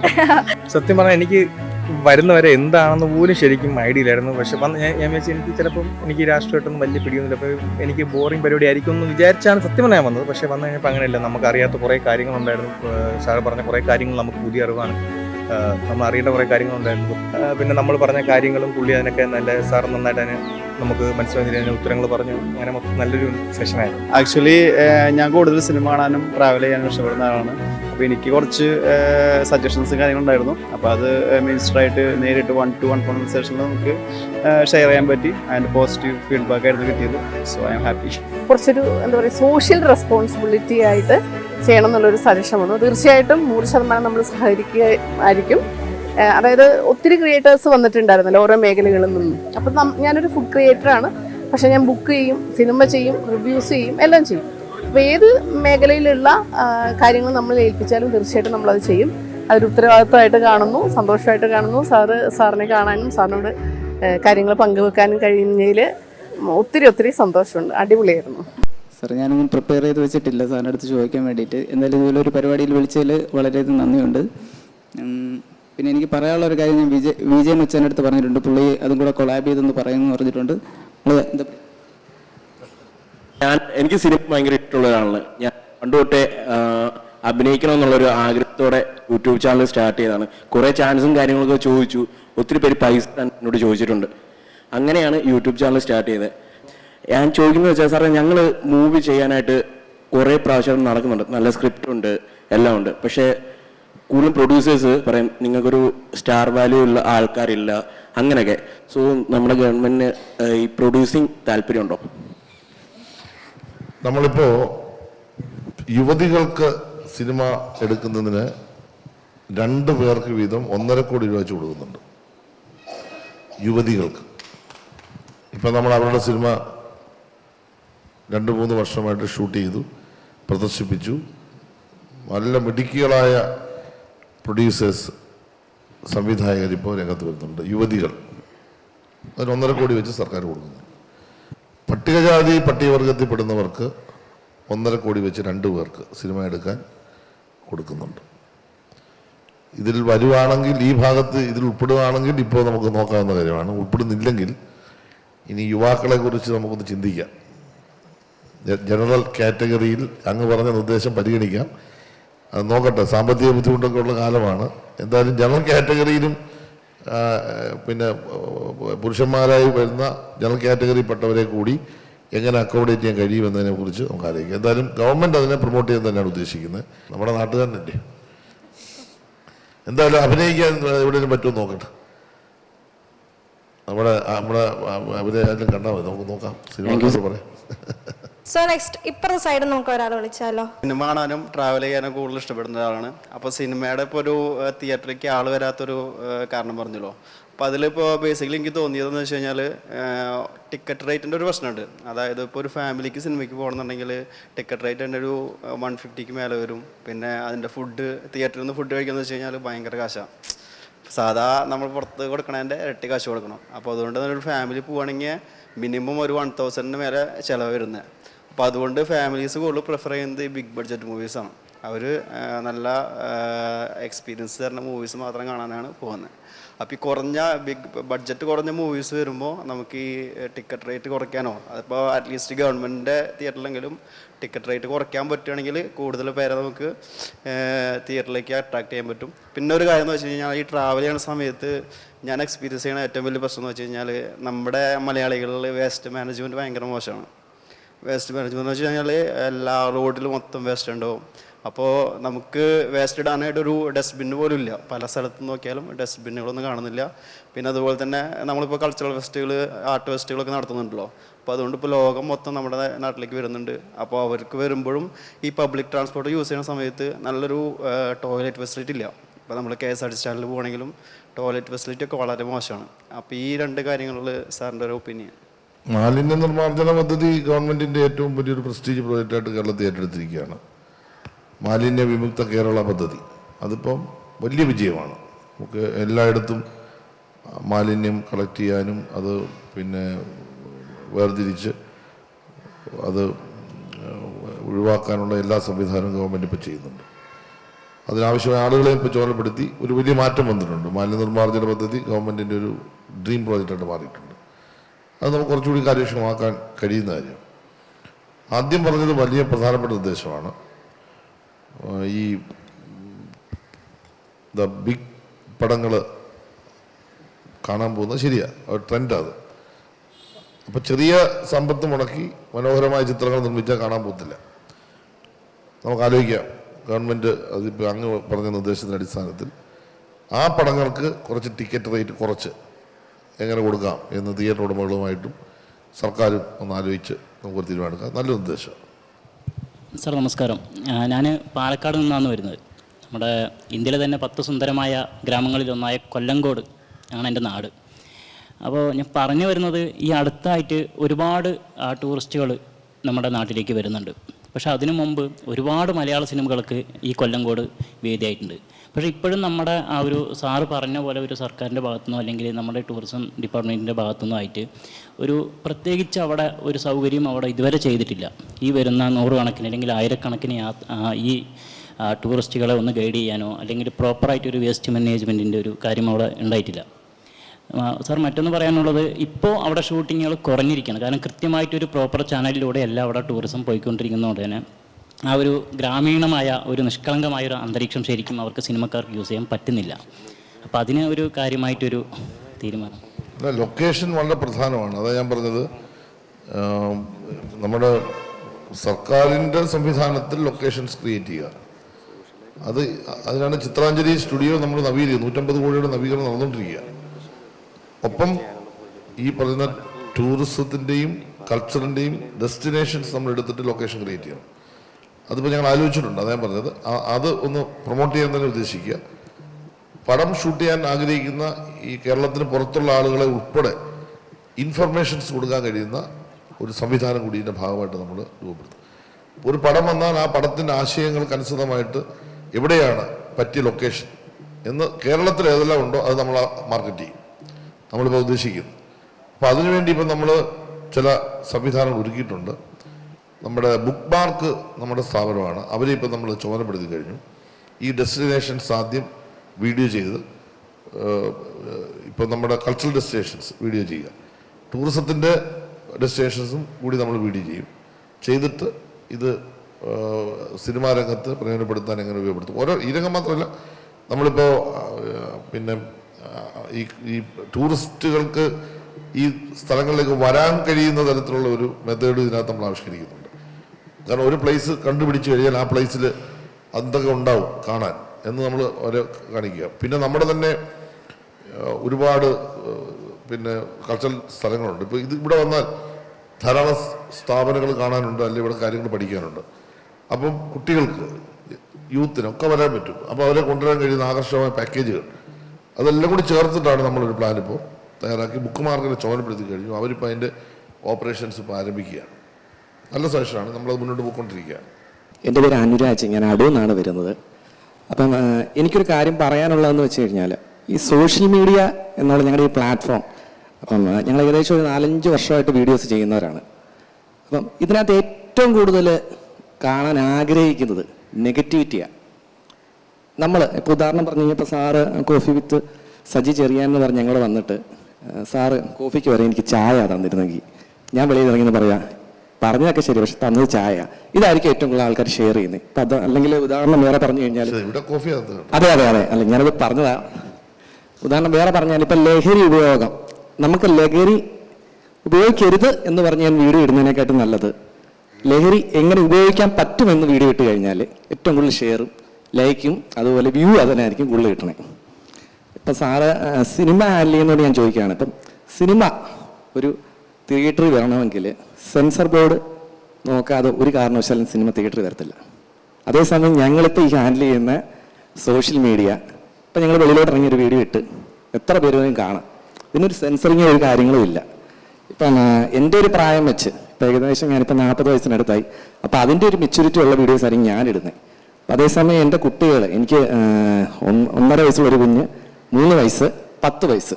അപ്പോൾ ഇവരിപ്പോൾ കാണുന്ന വീഡിയോ, വീട്ടിലാലിരുന്ന് കാണുന്ന വീഡിയോ അവർ ഭയങ്കരമായിട്ട് സ്വാധീനിക്കുന്നുണ്ട്. ഇവരൊന്നും എൻ്റെ വീഡിയോസ് ഞങ്ങളുടെ വീഡിയോസ് ഒന്നുമല്ല കാണുന്നത്. വേറെ ഒത്തിരി യൂത്ത് വീഡിയോസ്. കാര്യം ഒരു സെൻസറിങ് ഇല്ലാതെ ഇറങ്ങുന്നുണ്ട്. ഞാൻ പറഞ്ഞത് ഭാഷകൾ യൂസ് ചെയ്യുന്ന ഭാഷകൾ നമുക്കത് ഒരുമിച്ച് പബ്ലിക്കായിട്ടിരുന്ന് കാണാൻ പറ്റാത്തിരുന്ന പല വീഡിയോസുണ്ട്. അപ്പം അതൊരു വിഭാഗം സാറൊന്ന് ശ്രദ്ധ വെക്കണം. കാര്യം ഇപ്പം സിനിമ ഹാൻഡിൽ ചെയ്യുന്നോട് പറഞ്ഞാൽ ഇപ്പം സോഷ്യൽ മീഡിയ ഒരു വളർച്ച ഒരു 5-6 വർഷം കൊണ്ട് അത്രയും വന്നത്. അപ്പോൾ ഒരു മന്ത്രിസഭയും അതിനൊരു പ്രാധാന്യം യഥാർത്ഥത്തിൽ കൊടുത്തിട്ടില്ല. പിന്നെ രണ്ടാമതെന്ന് പറഞ്ഞു കഴിഞ്ഞാൽ നമുക്ക് സർക്കാർ ചെയ്യുന്ന പല കാര്യങ്ങളും നമുക്ക് എത്തിക്കണമെന്നുണ്ട്.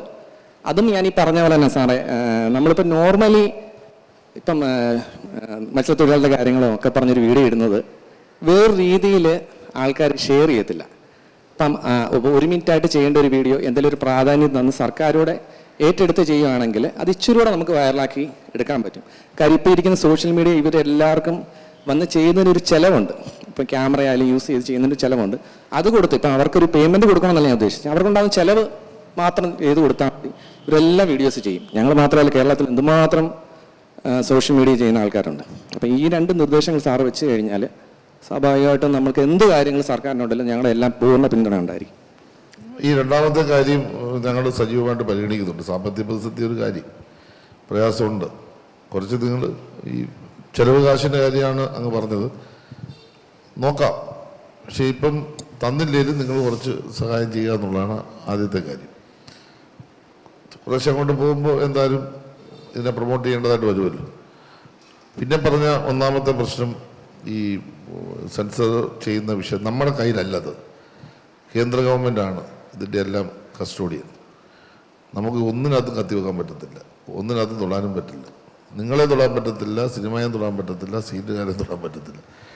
ഞാൻ മന്ത്രിയായപ്പോൾ ഇവരെല്ലാം വിളിച്ചൊരു ചർച്ച നടത്തി. ഈ സീരിയലുകാരുടെ കാര്യമൊന്ന് പ്രത്യേകം ചർച്ച ചെയ്തു. ചർച്ച ചെയ്തിട്ട് ഞാൻ പറഞ്ഞു, വീട്ടിൽ ഇരുന്ന് ഈ കുടുംബമായിട്ട് കാണാൻ പറ്റുന്ന തരത്തിലുള്ള സീരിയൽ എടുക്കണം. അവർ അതാരും കാണാൻ പറ്റത്തില്ലെന്ന് പറഞ്ഞു. അതിനകത്ത് താല്പര്യപ്പെടുന്നില്ല. സെൻസേഷനായിട്ടുള്ള സംഗതികൾ മാത്രമേ ചെയ്യുന്നുള്ളൂ. അപ്പോൾ അതുകൊണ്ട് ഞങ്ങൾക്കത് പ്രയാസം വരുമെന്ന് പറഞ്ഞു. പിന്നെ നമ്മളത് തൊട്ടില്ല. കാരണം എന്ന് വെച്ചാൽ തത്വജ്ഞാനം പറഞ്ഞൊരു സീരിയൽ ടെലികാസ്റ്റ് ചെയ്താൽ ആ ചാനൽ മാറ്റിയിട്ട് സെൻസേഷനായിട്ടുള്ള പെട്ടെന്ന് ആകർഷിക്കുന്നൊരു ചാനലിലേക്ക് മാറും. അപ്പോൾ ഇവരുടെ വ്യൂവേഴ്സ് കുറയും. അപ്പോൾ ഏത് തരത്തിലുള്ളതും വ്യൂവേഴ്സിനെ കിട്ടാൻ വേണ്ടിയാണ് ചെയ്യുന്നത്. അപ്പോൾ നമുക്കൊന്നും ചെയ്യാനും പറ്റില്ല. CK സദാശിവൻ XMLAയുടെ മകളാണ്. നമ്മൾ പലതവണ കണ്ടിട്ട് സംസാരിച്ചിട്ടുണ്ട്. ഇപ്പം സാറിന് പല വകുപ്പുകളും ഭയങ്കര വാസ്റ്റാണ്. ഓരോ കാര്യത്തിന് വേണ്ടിയിട്ടും ഓരോ ക്യാമ്പയിൻസ് കണ്ടക്ട് ചെയ്യുകയാണെന്നുണ്ടെങ്കിൽ ആ ക്യാമ്പയിൻ ഒരു പേര് കൊടുത്ത് അതൊന്ന് പ്രൊമോട്ട് ചെയ്യാൻ വേണ്ടിയിട്ട് ഓരോരുത്തർക്ക് പറയുവാണെങ്കിൽ അത് കുറെ കൂടെ എളുപ്പമായിരിക്കും നമുക്ക്. ഞങ്ങൾ പല ക്യാമ്പയിൻസും കണ്ടക്ട് ചെയ്യാറുണ്ട്. അപ്പോൾ അത് കുറച്ചുകൂടെ എളുപ്പമാക്കാൻ വേണ്ടിയിട്ട് സഹായിക്കും. അപ്പം സാറിൻ്റെ നല്ല നിർദ്ദേശമാണ്. അങ്ങനെ തന്നെ നമുക്ക് ഓരോ ഐറ്റം ആയിട്ട് തന്നെ ബേസ് ചെയ്ത് നമുക്ക് പ്രപ്പോസൽസ് തയ്യാറാക്കാം. നല്ല നിർദ്ദേശം. നിങ്ങളെല്ലാവരും ഇവിടെ എത്തി ഇതിൽ പങ്കെടുത്തു, അതൊരു വലിയ കാര്യമാണ്. ഒരുപാട് പുതിയ നിർദ്ദേശങ്ങൾ വന്നു. തീർച്ചയായിട്ടും നമുക്ക് ഇനിയും കൂടാം. നിങ്ങളെയൊക്കെ വ്യക്തിപരമായി തന്നെ പരിചയപ്പെടാൻ തന്നെ ആഗ്രഹമുണ്ട്. അടുത്തൊരു മീറ്റിങ്ങിൽ നമ്മുടെ വ്യക്തിപരമായ പരിചയപ്പെടലോടുകൂടി നമുക്ക് പോകാം. എത്തിയവർക്കെല്ലാം ഗവൺമെൻറ്റിന് വേണ്ടി വ്യക്തിപരമായി ഞാൻ സ്നേഹവും നന്ദി അറിയിക്കുന്നു. നമുക്കിത് അങ്ങനെ വൈൻഡപ്പ് ചെയ്യാം. ഓക്കെ.